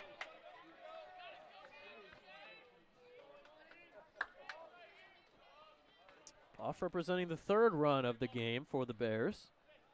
On second, 2-0. 3-0 outside. Well, Sable not getting a pitch he wants so far in this at-bat. Singled in his last at-bat and his 2 groundouts. He's 1 for 3. Now the 3-0. Ball 4, and Sable will take first on the walk. That'll bring up Liam Barrett. Oh, Barrett came in as a pinch hitter. And he'll face off against a different pitcher than Hofstetter, as Donald Bray was looking to have him finish off the game, but alas, he will not. After giving up 1 run, is responsible for runners on first and second in Sable and Poffenroth. The new pitcher will face off against Barrett. When we come back, Black Bears have some life, looking to pull off a miracle here in the bottom of the 9th. Join the Black Bears on Saturday, July 12th in a night to honor the brave men and women in our community with the special First Responders Jersey Auction presented by Steelscape. Fans will get to bid on these special edition game-worn jerseys, and the winning bidder will be invited onto the field for photos after the game. Each jersey will feature a patch representing one of the local law enforcement and fire agencies around Cowlitz County. 100% of the proceeds from the jersey auction will go toward Cowlitz County Habitat for Humanity. Get your tickets today at CowlitzBlackBears.com to be a part of this special event. Partner with exceptional combined professional experience. Well, the new pitcher trying to get out of this jam is going to be Jake Cumming. Cumming's been a good part of this bullpen for the Lefties. 2.7 ERA and 16 2/3. Got his first start against Kelowna back on the 19th and pitched 5 2/3. Only gave up 1 run and struck out 9. Still ended up earning the loss, though. Coming from the University of Nevada, played his sophomore season there in 2025. Only pitched 11 innings.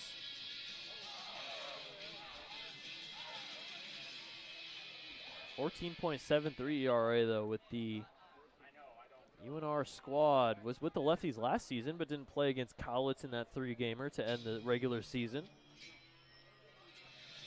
Tall task for the Bears, but they have started off well.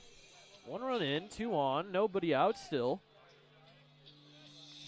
They're going to look to do the impossible with Liam Barrett and Josh Hansen, the next 2 coming up in the bottom of the 9th.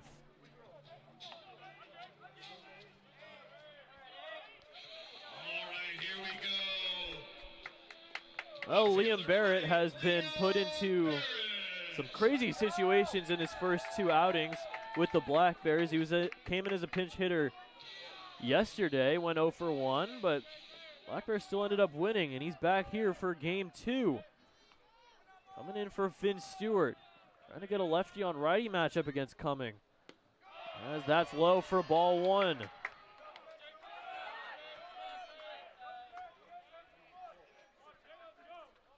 Black Bears are in slam range, now down 4. If Bear gets on, the tying run would be Hansen. Another one inside, it's 2-0.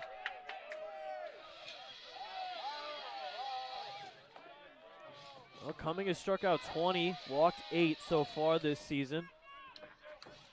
He's given up 5 earned, but 2 runners on, if they score, would not be responsibility of him. It would be Hofstetter.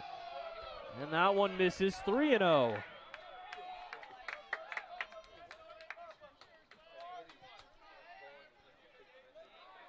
Barrett in a big hitter's count, trying to load the bases.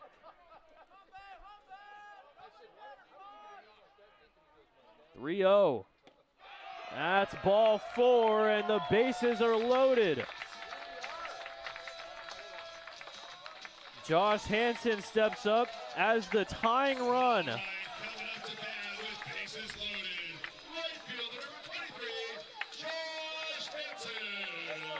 Well, Hansen, no homers yet, but a slam ties it.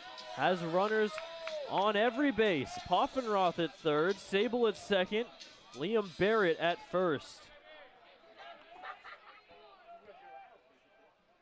First pitch to Hansen is gonna miss for ball 1. 5 straight balls to start the outing for Cumming.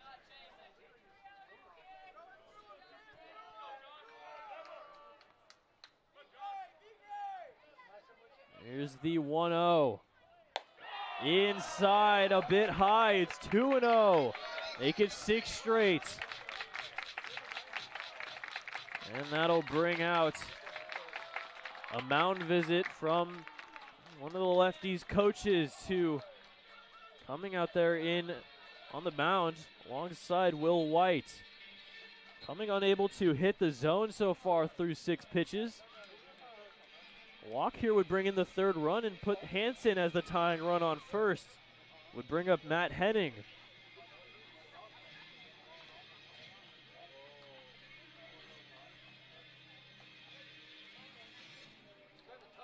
Port Angeles, the number 16 team ERA in the league. Trying to get out of this one. Bases loaded, nobody out, a 2-0 count to the tying run in Hansen.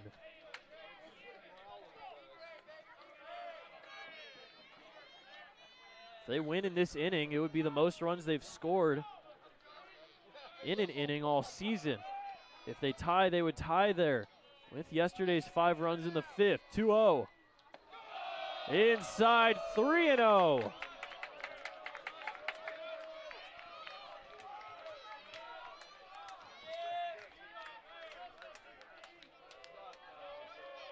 Uncompetitive pitches from Cummings so far. Now the 3-0 to Hansen. That's ball 4 and a run will score. 3 straight walks, has the tying run on first.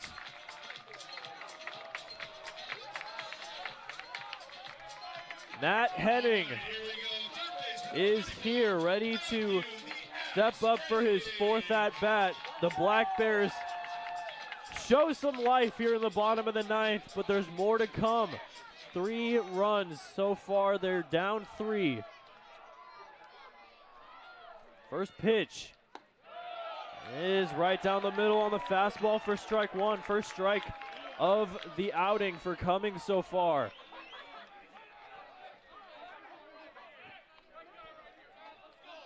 Now the 0-1. Swung on and missed. It's 0-2. The hero from yesterday, Will Jeske, is on deck as a pinch hitter for Lundberg.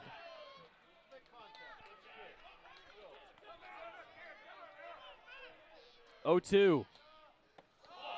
Hit inside, and it's 1-2 on the breaking ball.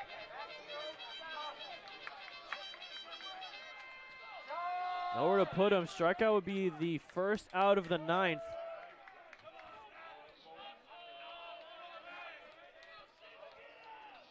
One-two.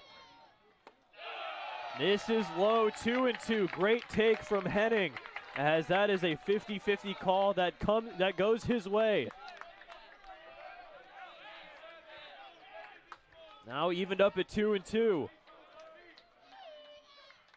3-2 outside. 0-2 to 3-2. Great at bat from Henning. Walk here would put the tying run on second with nobody out. It's becoming possible for the Bears. 3-2. Inside, ball 4.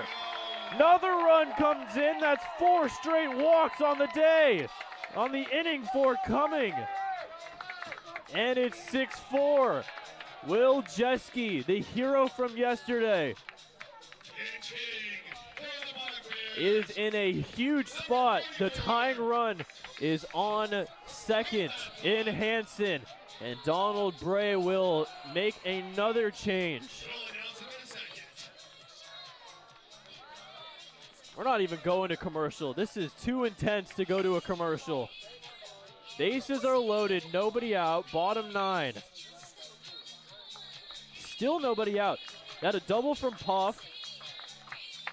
Sable walk, Barrett walk, Hansen walk, Henning walk. 4 straight. One of them coming from Hofstetter, 3 from Cumming. Faces the minimum, walks all 3. And now a new guy will come in and pitch for the Lefties, trying to get out of this one. Bears are down 2, but momentum has shifted onto their side. 2 hits to the outfield will tie this game up. depending on where they are.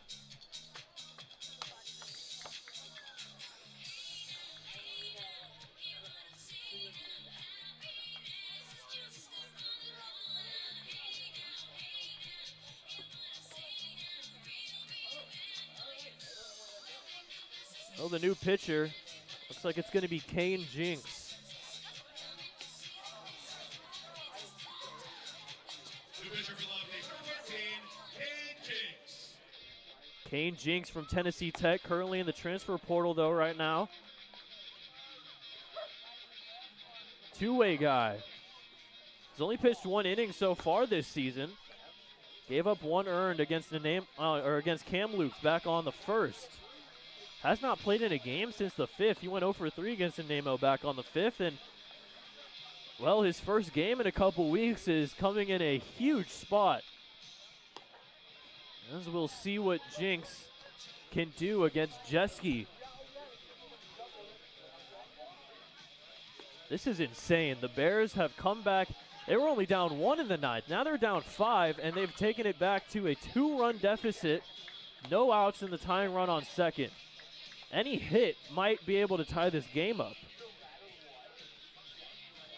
We have not seen a comeback like this from the Bears yet this season. But it would be huge for the momentum boost to get 2 straight walk-offs.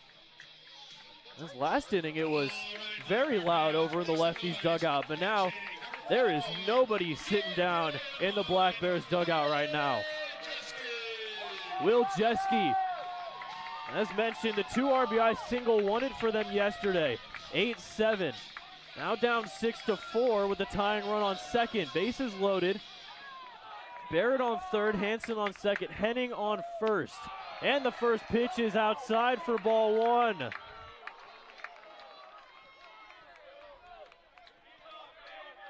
Walk would put the deficit back at 1. In the dirt, ball 2. Already 4 straight walks for Lefties pitching as they are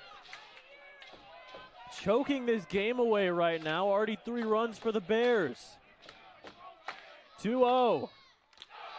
That gets past White, and no runners will run over. Nobody will advance. Everyone thought about it, but playing it safe. Good choice over at third by Barrett, as he's able to get back everybody back safely. And a 3-0. Good choice for Barrett as he's 1 ball away from scoring easily on the walk. The 5th walk of the inning. Now there's one that's down the middle to Jeske for strike 1. This game in the span of 5 batters has turned intense. And that's ball 4. It is 6-5, 5 straight walks for Lefties pitching has brought in 4 runs. Back to the top of the lineup in Matt Priest. Josh Hansen is the tying run on third. The winning run is now Henning on second. What a game we are having right now. Nobody on the Lefties pitching staff is able to throw strikes when it matters most now. First pitch to Priest is in the turf, ball 1. A walk here would tie the game up. 5 straight walks. It is a full-on collapse for the Lefties. Still nobody out. 1-0. There's one that hits the outside half for strike 1. Anything in the outfield could tie this game up at 6.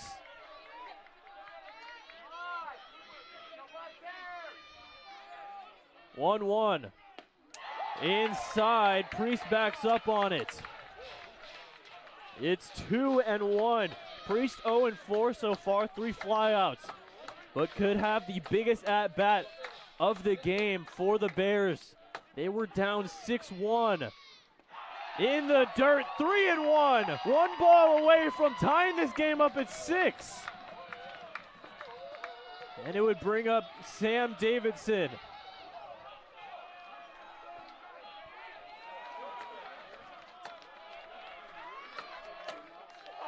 Never seen the Black Bears dugout louder. 3-1. Swung on and missed. It's 3-2.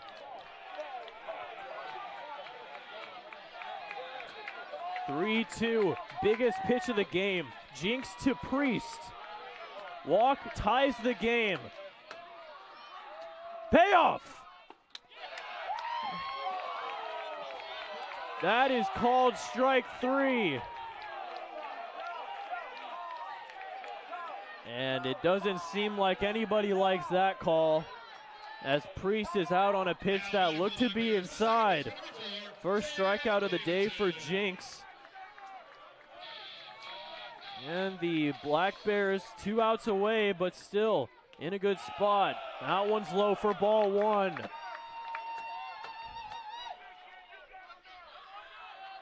Priest with the strikeout. Bigby led off the inning. He's on deck. That hits the zone for strike 1.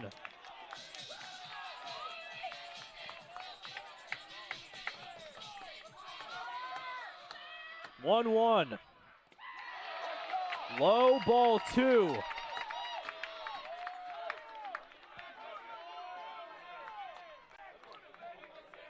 Jinx has not pitched since the first. We have 5 walks in this inning. 2-1. Popped up, foul ground, but it'll get out of play. And it's 2-2. Bigby hit a triple to lead off the 9th.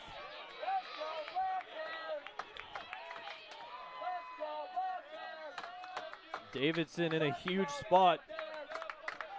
Now 1 strike away, though, from the second out here in the 9th. 2-2. Fly ball, deep center field. That should be enough to score him. It's caught by Markey. Here comes Hansen, and we are tied at 6. Sam Davidson gets it done, and all of a sudden, it's a whole new ball game here at David Story Field.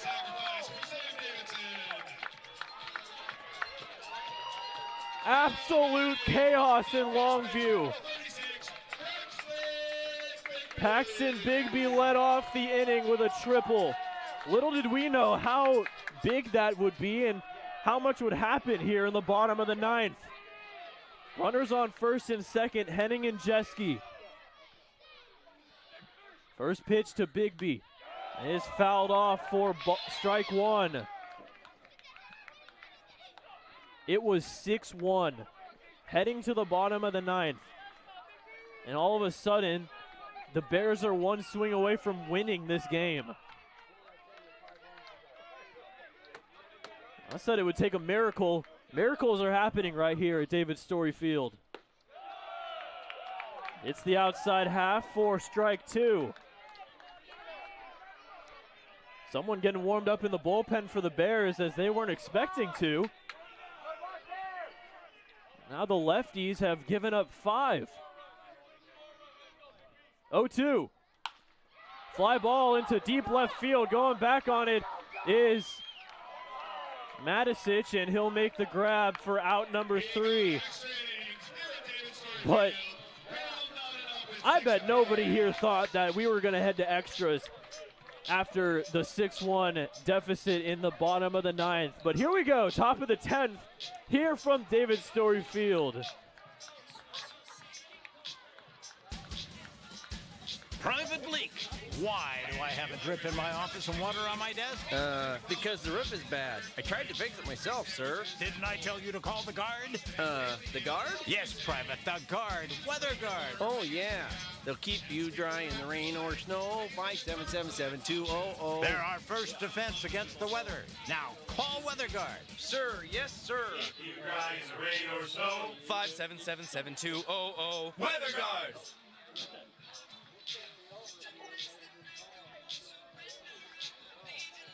Dick Hanna Toyota is proud to support our Cowlitz Black Bears. One of the nicest experiences each summer is to be with family and friends and watch these talented baseball players. The folks over at Dick Hanna Toyota know a thing or two about nice, Dick Hanna has been around for over 75 years, and they're a local family-owned business with a tradition of supporting our community. Dick Hanna Toyota. Believe in nice.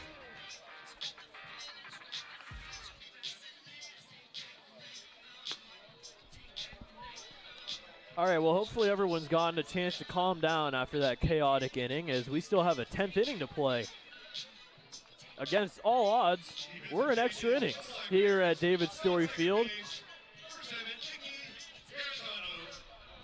And we're not the only game in extras, as the Bend Elks and the Marion Berries are tied at 1 in the bottom of the 10th, but I'm sure it wasn't as chaotic as what just happened in this bottom of the 9th. New pitcher in the game is Steven Hammergren for the Black Bears. Garitano on second will be replacing Davidson defensively. Danny Porras, top 3 in the lineup. Porras, Markey, Kirk. 3 guys who have gotten the most hits so far for the Lefties. And as that strike 1.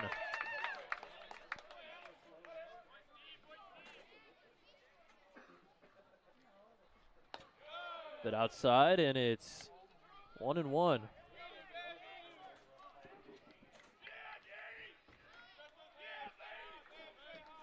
Here's the 1-1. It down, and it's 2-1.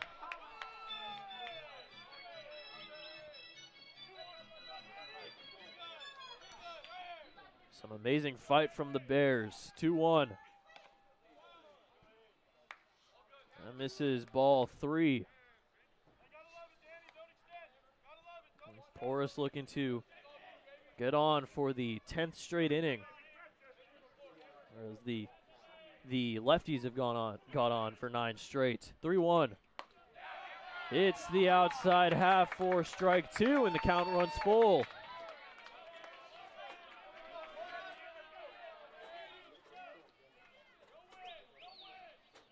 (3-2). Grounder over to short. Oh, on to first from Davidson, and that's out number 1. It's falling over as Porras. Davidson replaces Lundberg at short. So almost the entire infield has been switched over, except for Henning at third.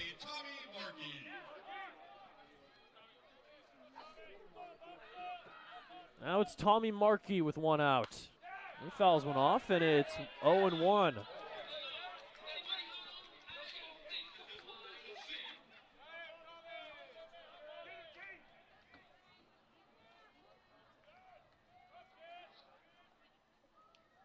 Pitch. This is just outside, and it's 1-1. Markey has 2 hits. Has reached 4 times. 1-1. Good breaking ball from Hammergren. Swung on and missed. We saw Hammergren yesterday. Pitched a scoreless frame with 2 strikeouts. Earned the win. Has a chance to earn the win if the Black Bears can score in the bottom half, and he gets a scoreless. Grounder over to third. Henning. Throw on to first for out number 2.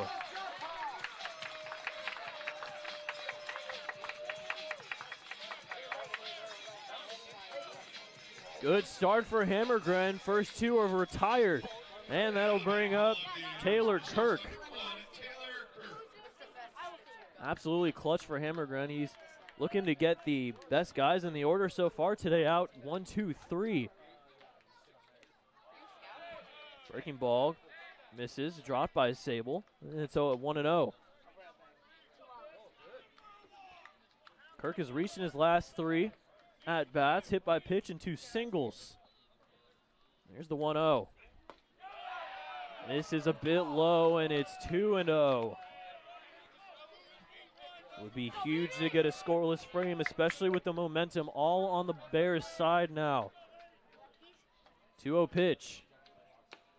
That one misses again, 3-0. Kirk trying to reach for the 4th straight time. The lineup flips over for the 6th time. Guessing they didn't expect to bat for a 6th time here in the 10th. But that misses ball 4, and Kirk is on with a 4-pitch walk. He's now reached for the 4th straight time, as that'll bring up Chance Doty.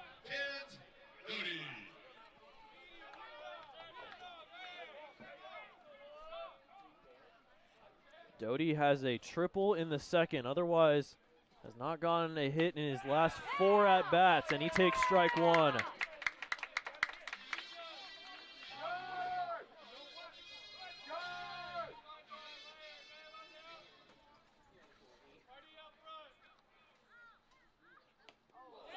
Oh, 1 gets past Sable, and taking second is Kirk.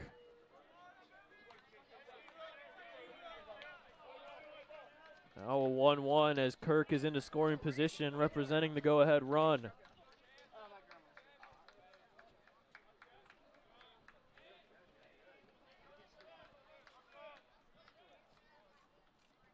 Here's the 1-1. Big swing and a miss from Doty, and it's 1-2. Emmergren 1 strike away from a scoreless 10th.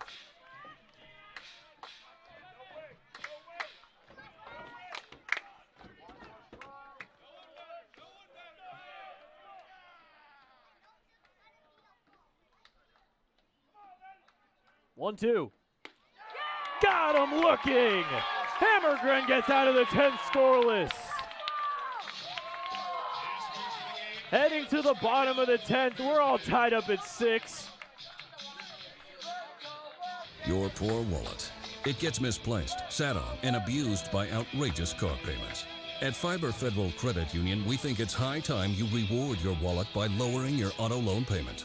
For a limited time, refinance from another lender and get a great rate from Fiber Federal with a 1% cashback bonus on your payoff amount, no payments for 60 days, and 0 fees, including title transfer. Refi your ride, reward your wallet at Fiber Federal. We're kind of like a family, only we're a credit union. Get ready for another summer of family-friendly fun with the Cowlitz Black Bears. Rally your crew and head down to David Story Field for delicious food and drinks, affordable entertainment, and unforgettable memories. The Black Bears can host your group, business, friends, and youth sports team. Whether you're entertaining clients, treating your employees, or just looking for a fun night out with coworkers, David Story Field is the place to be. Create a summer of great memories with the Black Bears. Book your group outing today at cowlitzblackbears.com.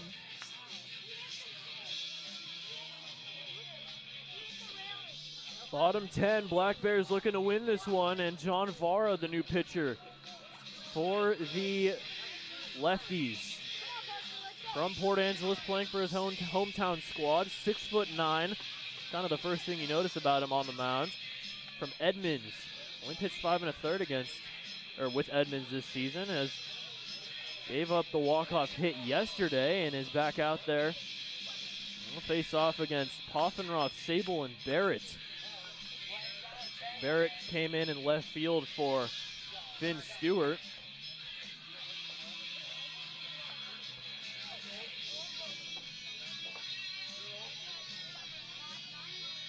Well, a 5-run ninth has allowed us to have bonus baseball here at David Story Field, and absolutely crazy. If they win this, it would be their biggest comeback of the season, tied for the most runs they've scored in an inning with yesterday's 5-run inning against Port Angeles.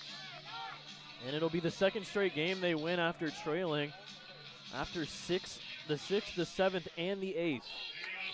All they need is that 1 run, and Poffenroth is the perfect guy for the job. He hit a RBI double in that 5-run ninth. Everyone got to bat. Bigby got to bat twice in the 9th. Now Poff stands up, 2 for 4 in his 5th at-bat against Vara in the 10th. As that one hits the zone for strike 1.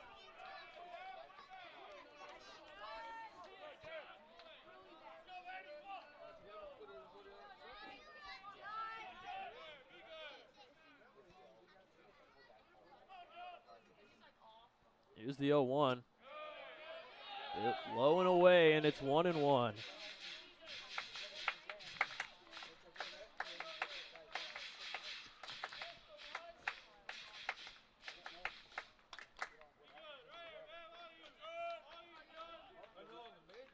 1-1. Inside, 2-1.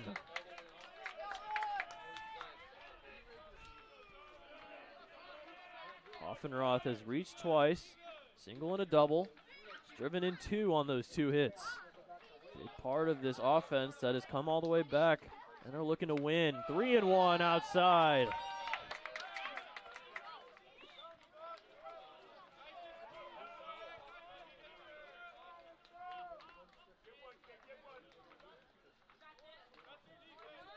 Leadoff man looking to get on for the second straight inning. 3-1. There's ball 4, and the winning run is on first.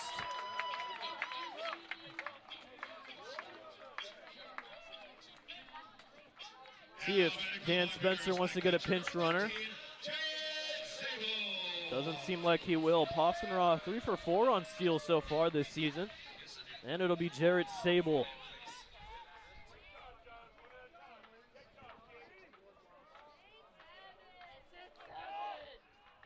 First pitch, outside to Sable. Walked, ended up coming around to score last inning. One of the 5 runs, the second of 5. As the winning run on first in Poffenroth.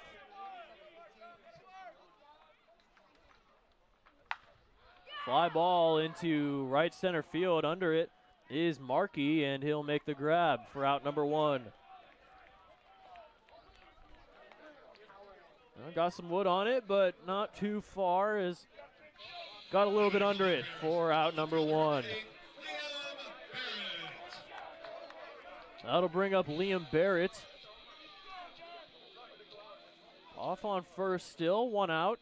Bottom 10 as, well, after the 10th, the scoreboard doesn't have any more space. So we'll see what they do to improvise there.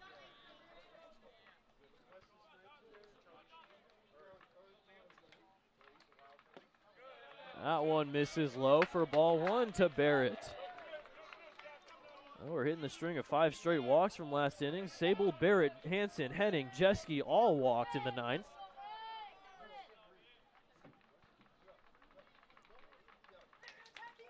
One-0 pitch is going to hit the outside corner for strike 1. Not too many like that call here in Longview, but counts even at 1-1.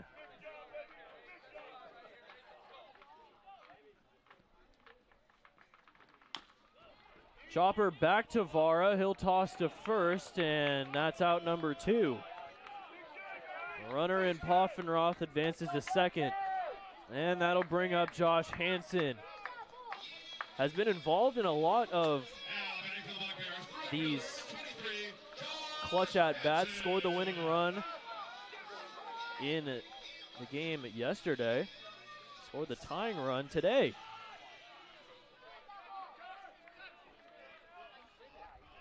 Now has a chance to win it for the Bears against Vara.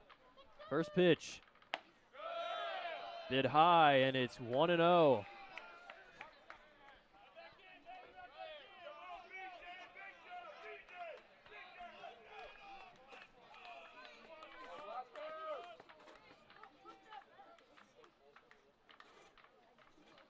One-0 pitch.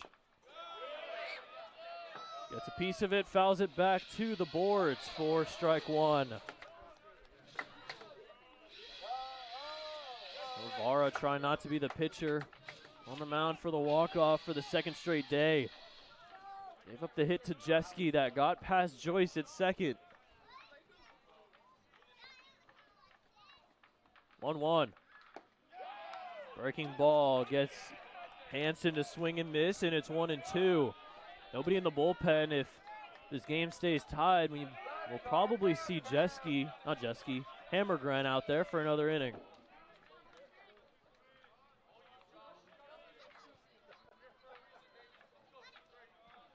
One, 2. That's strike 3. And that is the end of the 10th. We head to the 11th. As Vara throws a scoreless frame, we are still tied at 6. You know what it takes to be successful. When you're ready for a bank that looks at the world like you do, bank outside the ordinary with Heritage Bank. Located here in Longview at 927 Commerce or online at heritagebanknw.com. That's heritagebanknw.com. Member FDIC.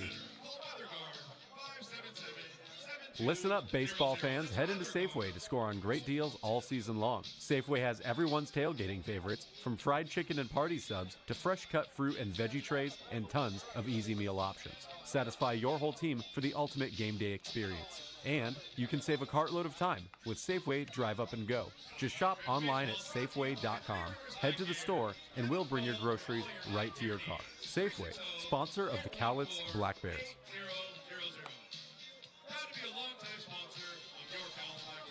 Well, we've officially been here 3 hours. It's been a 3-hour game, but it's been a fun one. As it was looking bleak for the Bears, but they've tied it up at 6 and a scoreless couple frames. We're now here in the 11th. Most innings the Bears have played in a game this season. They got walked off against Walla Walla last couple weeks ago in the bottom of the 10th. That was their longest game at the time, but now we're here in the 11th as Steven Hammergren is back out there after a solid first inning. He walked Kirk on 4 pitches, but was able to get out of it. Now it's Levi Joyce, Edmonds, and Matisic who will step in to try and break the tie for the Lefties. Shows bunt, pulls it back, but it's called strike 1.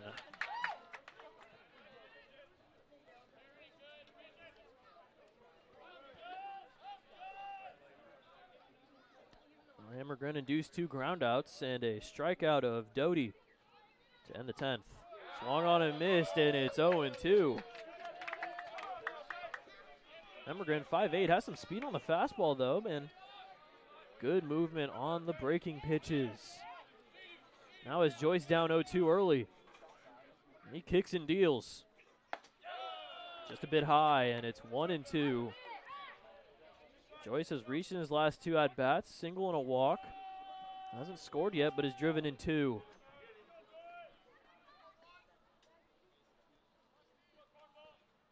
One, 2. Fouled back.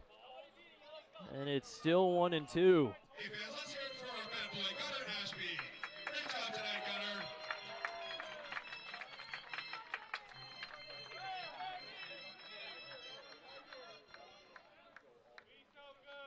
Black Bears getting out hit by 5, but still tied. Breaking ball, it misses a bit outside, and it's 2-2. Count evened up now against Joyce.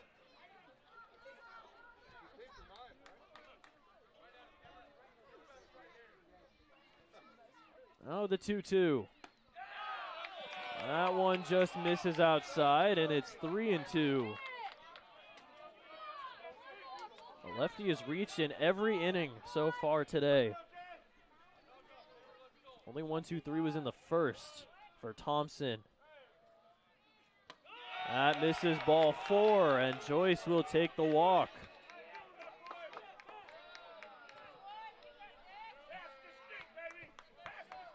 And ready for Lefties, the first baseman, number 22, Jack Edmonds. That'll bring up Jack Edmonds, who is 0 for 5 on the day. As a man on first, and Joyce has already grounded out into a double play with Joyce on first in this game. Black Bears hoping it happens again. That misses high for ball 1.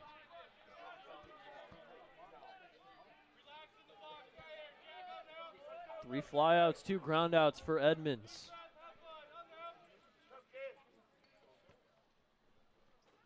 Here's the 1-0. There's one down the middle. It's 1-1. Edmonds in an 0 for 9 slump. Struck out 3 times in his last game on Sunday. Doesn't have any strikeouts today, but still 0 for 5. 1-1. This is outside, 2-1.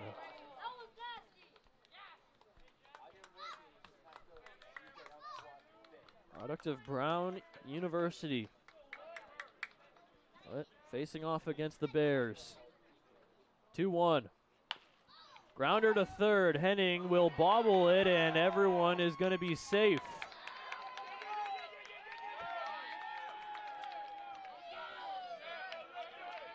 First two have reached, and it's going to be called an error on Henning at third. First two have reached in the top of the 11th. There's going to be a pinch runner for Edmonds.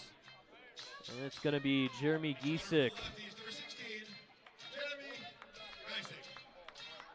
Jeremy Giesick started yesterday, went 0 for 5. Stole a bag yesterday, actually. Was now 2 for 2 on stolen base attempts. Now with 2 on and nobody out, it's going to be Sam Matisic.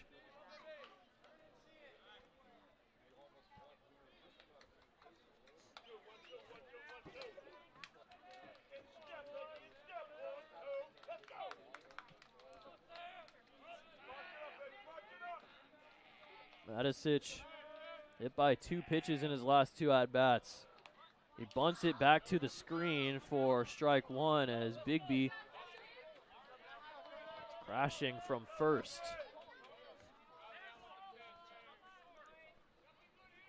Matisic 1 for 3, 2 hit by pitches and a single, along with a strikeout and a ground out to third. 0-1 shows bunt again, and it'll be dropped down in foul ground.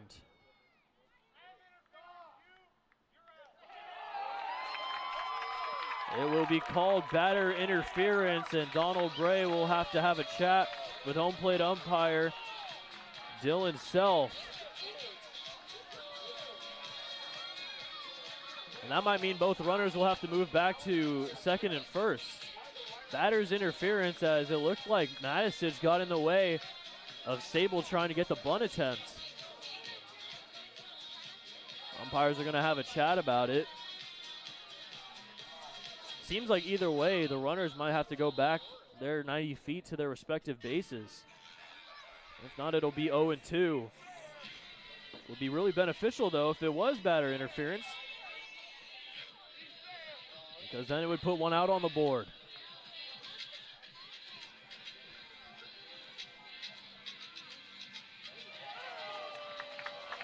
And they will call him out.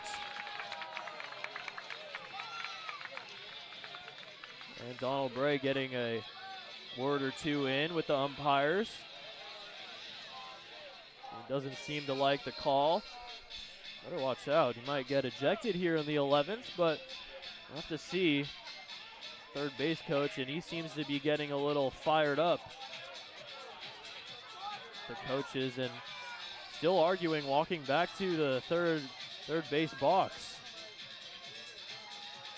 Both runners will head back to second and first. And a big call for home plate umpire Dylan Self, as that is the first out. And both runners move back to second and first.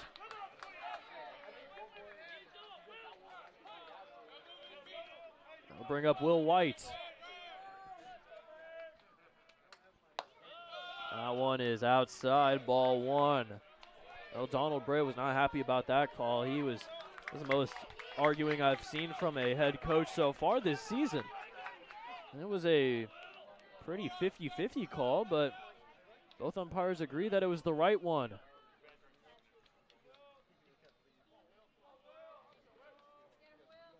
Hammergren will step off.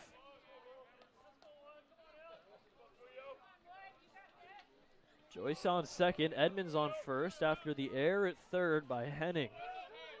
3 errors on the day for Cowlitz. 1-0. Fly ball into center field, and that'll drop in for a base hit. Rounding third is Joyce, and he will score. 7-6, the Lefties take the lead on the RBI single from Will White.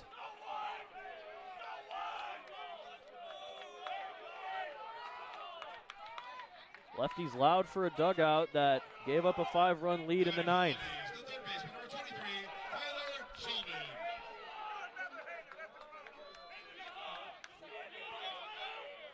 And it'll be Tyler Schulman. 0 for 4 on the day with a walk. That one misses for ball 1.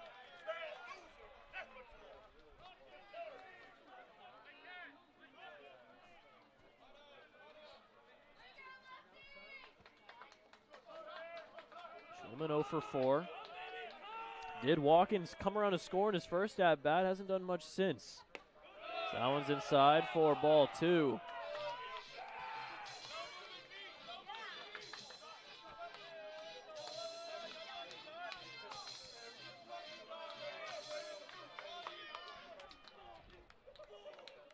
Hits now for the Lefties. This is ball 3, and Hammergren is wondering where that one missed.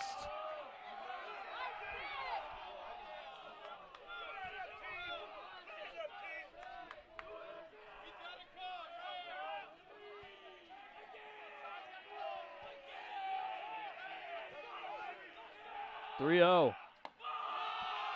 That's ball 4 and another walk.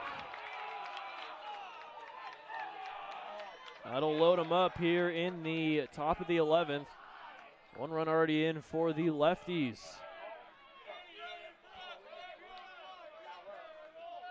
Now back to the top of the lineup in Porus.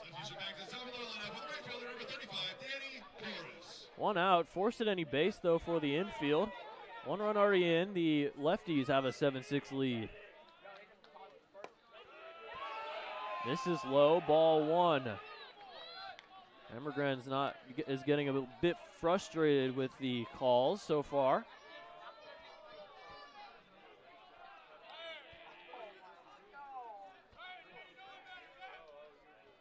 Here's the 1-0.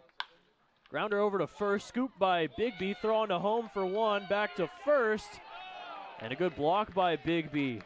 As if it went past him, it would have scored another run. They get the lead man though, and that's the second out.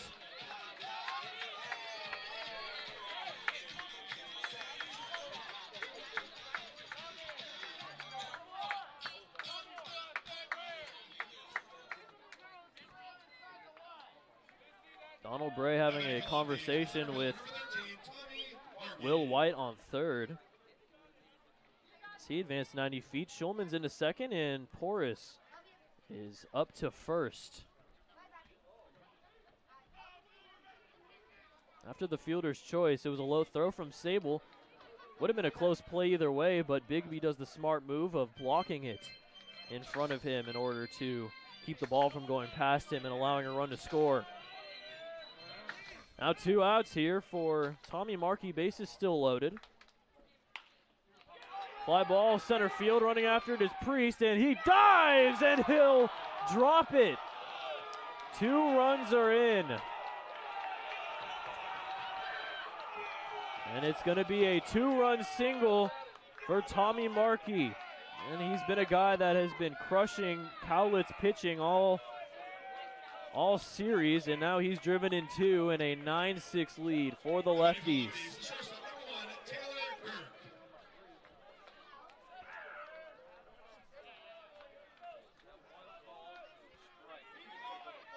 First pitch from Hammergren is going to be a chopper over to short. Davidson bobbles it, and everybody's safe. And the Black Bears are falling apart here in the 11th as another run will score.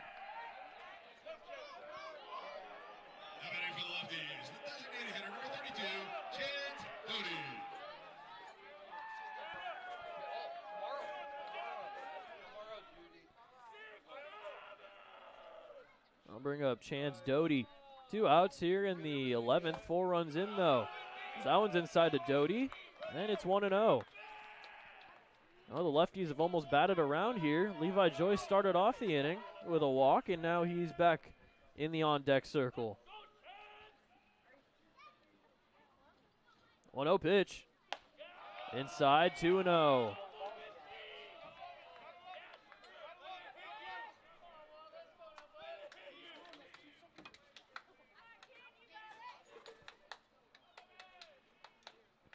Four runs in. And that one right down the middle for strike 1 to Doty. Well, the Black Bears have come back from down 5. See if they can do it again, down 4. Still trying to get out of this inning though, as Doty faces a 2-1. Foul back to the netting, and it's 2-2. Well, overall, no matter the result, this has been a very crazy game, and a game that has been up and down throughout the entirety of the 3 hours and about 25 minutes we have been here at David Story Field. This has been very close between these two squads. 2-2 fouled off. It'll stay evened up.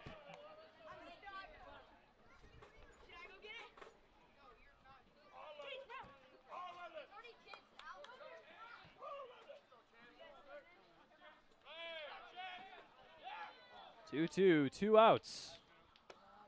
Outside, ball 3. Now 3-2. Kirk on first, Markey on second. Both the Fordham boys will get head starts here with 3-2 and 2 outs. Payoff. Doty gets a piece of it, fouls it up and out of play. It stays 3-2.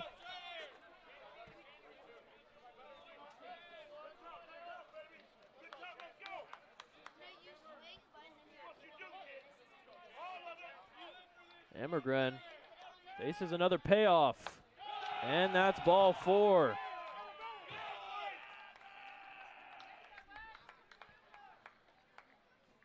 Dan Spencer will come out and possibly make the change.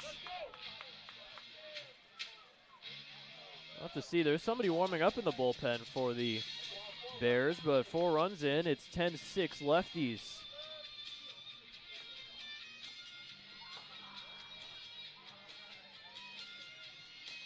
Mound visit with the infield as well as Sable.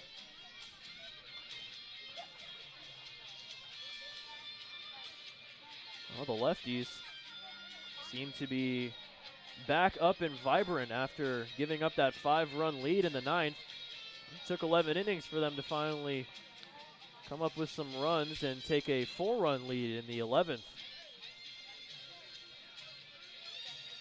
Well, the Black Bears have kind of fallen apart, though, on the defensive side of the ball. 2 errors so far in this inning. Batter's interference was one of the 2 outs, and could have been a 50-50 call either way, as Hammergren is going to be coming out of the game. Well, with the bases loaded and 2 outs, Dan Spencer didn't want to have to use another pitcher, but he'll bring in Trig Behrens.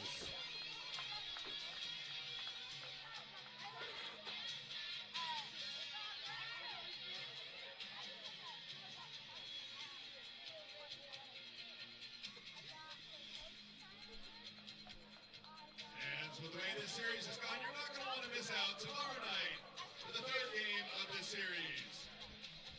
We're turning back the clock to 2010 with ticket prices from our first season. Enjoy $10 grandstand reserve seating, $7 general admission tickets, plus fan favorite games, popular music from throughout the years as we celebrate 15 years of summer fun here at Cowlitz. Get your tickets today at CowlitzBlackBears.com. Well, Trig Behrens had a decent start to the season, didn't give up any earned runs, but he's kind of been falling apart as of recent. 4 earned in his last outing against Corvallis. In 1 inning, 4 hits, 1 walk, and Hammergren comes out of the game having given up 4 runs, only 1 earned in 1 2/3, 2 hits, 4 walks, and a strikeout.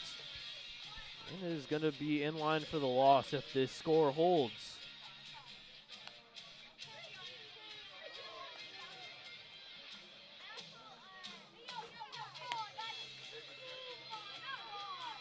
Only 7 innings for Behrens.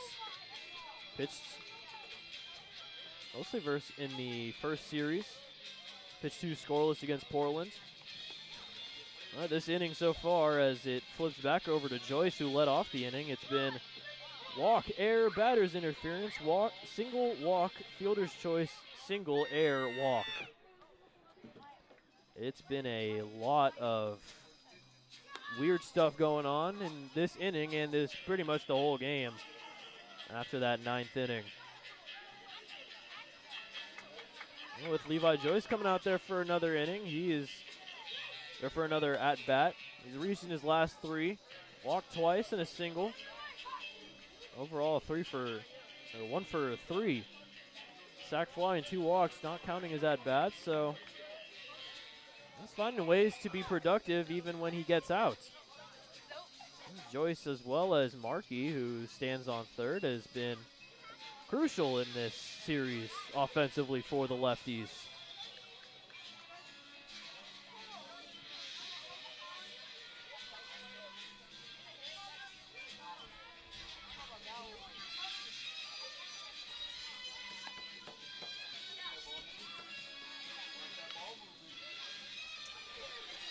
Well, this is by far the longest game that we've seen this season. Heading towards 3.5 hours. Ending the bottom of the ninth. It's the first time that I feel like it's actually quite dark outside and we're still playing. The sun sets very late, and I feel like it doesn't really get pitch black until like 10:30. So we'll see what happens, but right now the sun has pretty much gone and set with some colors of the sky being able to be seen with the clouds here at David Story Field, but we've definitely not been here this late all season.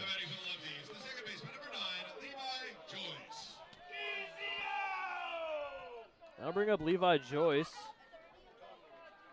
for the second time in this inning. Walked, came around to score. Now the first pitch from Trigg is outside, ball one.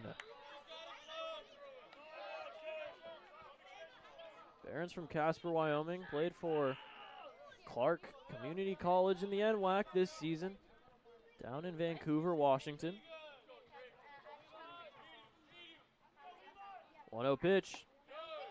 That one will hit the zone for strike one. Well, look in the next inning, it'll be Henning, Jeske, and Priest as the lineup flips over for the 6th time. Swung on and missed, strike two.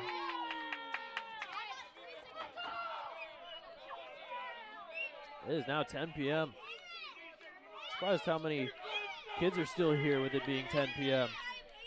Well, they're here to watch some 11-inning baseball, even if the Bears are down 4. Trigg the 1-2. Fouled up and out of play into the stands. It'll stay 1-2.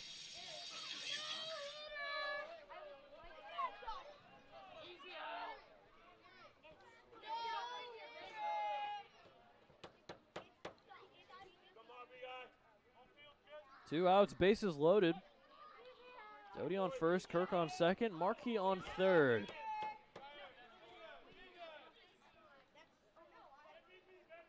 One, two. Another one fouled off. That one goes into the parking lot. It'll stay 1-2 against Joyce. Fans are getting a bit restless out here, huh?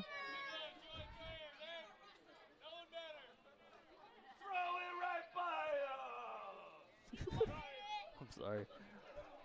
Gotta be professional, but the dude is shouting. It's so funny. Fly ball into right field. Going under it is Hansen. And he'll make the grab for out number 3. But 4 runs come in for the Lefties as they have a 10-6 lead. Seen the Bears come back from down 5 already. Let's see what they can do in the 11th, huh? Join the Cowlitz Black Bears for a summer full of fun with $3 Tuesdays and kids and free Sundays. Every Tuesday home game, general admission tickets, hot dogs, nachos, and domestic canned beer are all just $3. Plus, every Sunday, kids 12 and under get free admission when accompanied by an adult thanks to Peace Health and the Daily News. Don't miss out on affordable family fun every Tuesday and Sunday with the Cowlitz Black Bears. Get your tickets today at cowlitzblackbears.com.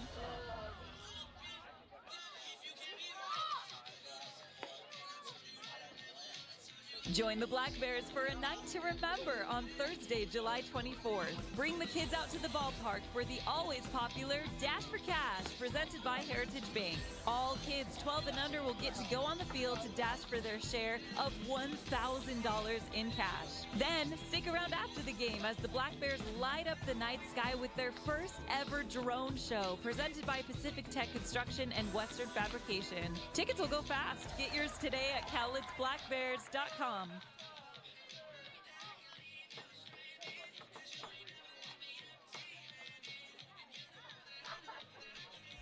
Bottom 11, it's 10-6 Lefties. As we're getting into that point in the game where we got hecklers, we got kids still here, and it's 10 p.m.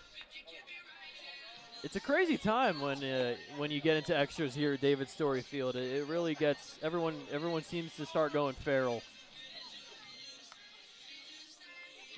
Well, they'll be going even more feral if Black Bears come back again and win this one. But again, we'll take another miracle, see if lightning can strike twice here in the 11th.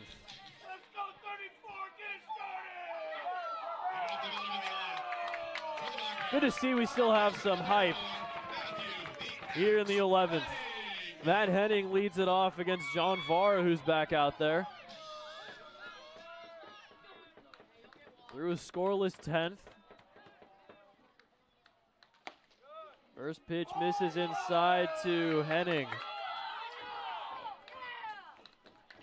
We'll see if the heckling works. You never know. How much you don't know how much heckling John Vara gets at Edmonds. That one's inside, ball 2.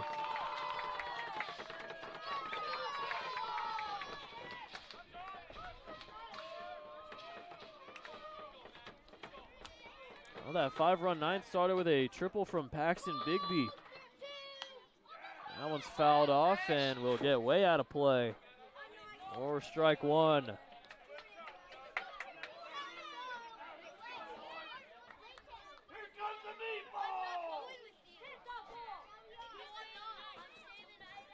Two one. That's outside, 3-1.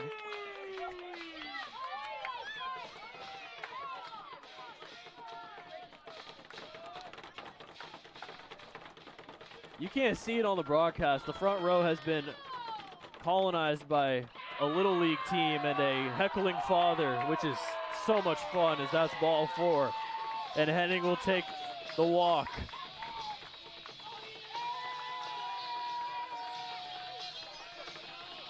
You know, having some fun at the ballpark. You know, a game goes 11 innings.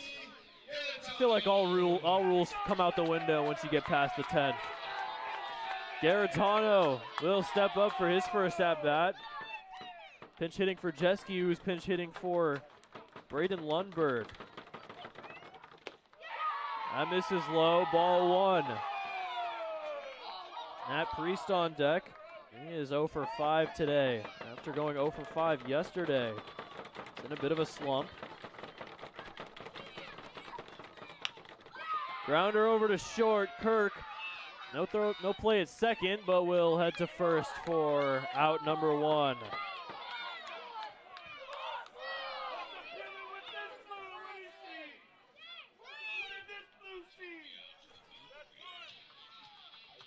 Matt Priest now top of the lineup, back up.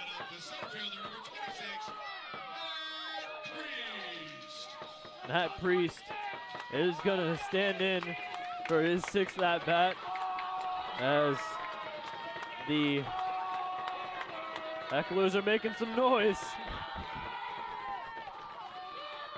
Trying to get Var off his game as that's fouled off, and it's 0-1. I don't think I've ever had so much fun being down 4.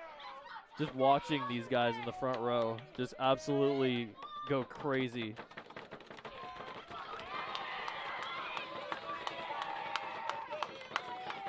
Runner on second and Henning. And now the 0-1 from Vara. Outside, ball 1.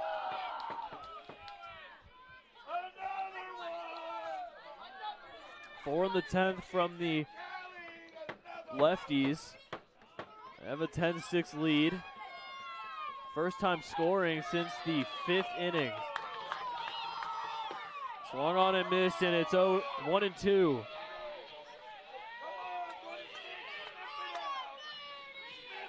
Sam Davidson on deck.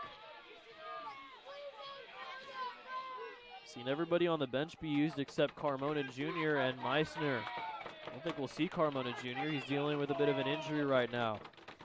See if Meissner steps in. Gets a piece of it, fouls it off to the left. And it stays 1-2.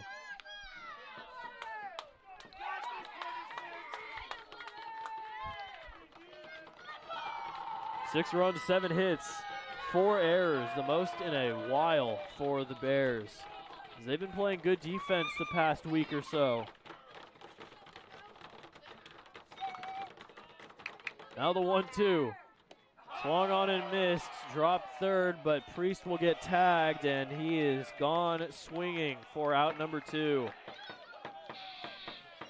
Second strikeout for Vara. First one came to Josh Hansen to end the 10th. Now the last hope for the Bears is Sam Davidson. Down 4 with 2 outs.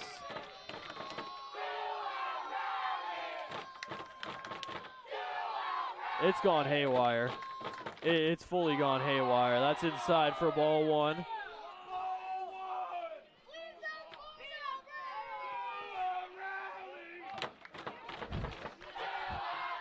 You just can't help but laugh. You can't help but laugh. I don't even care that we're down 4. This is great. You love to see this. Growing the game. 2-0. 2-0 to Davidson.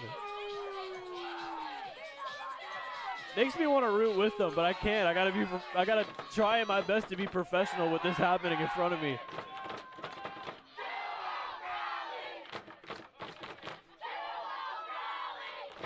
Two-out rally. Swung on and missed. Strike 1. They are trying their best to get some sort of offense going here in the 11th.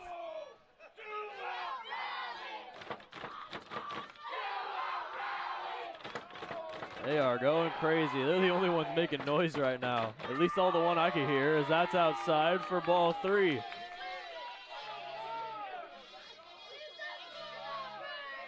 Three and 1 now to Davidson. Ever since his single, he's gone 0 for 3 with a sac fly. His sac fly tied the game up at 6 in the 9th. 3-1. Grounder over to short, and Kirk will toss over to first for out number 3.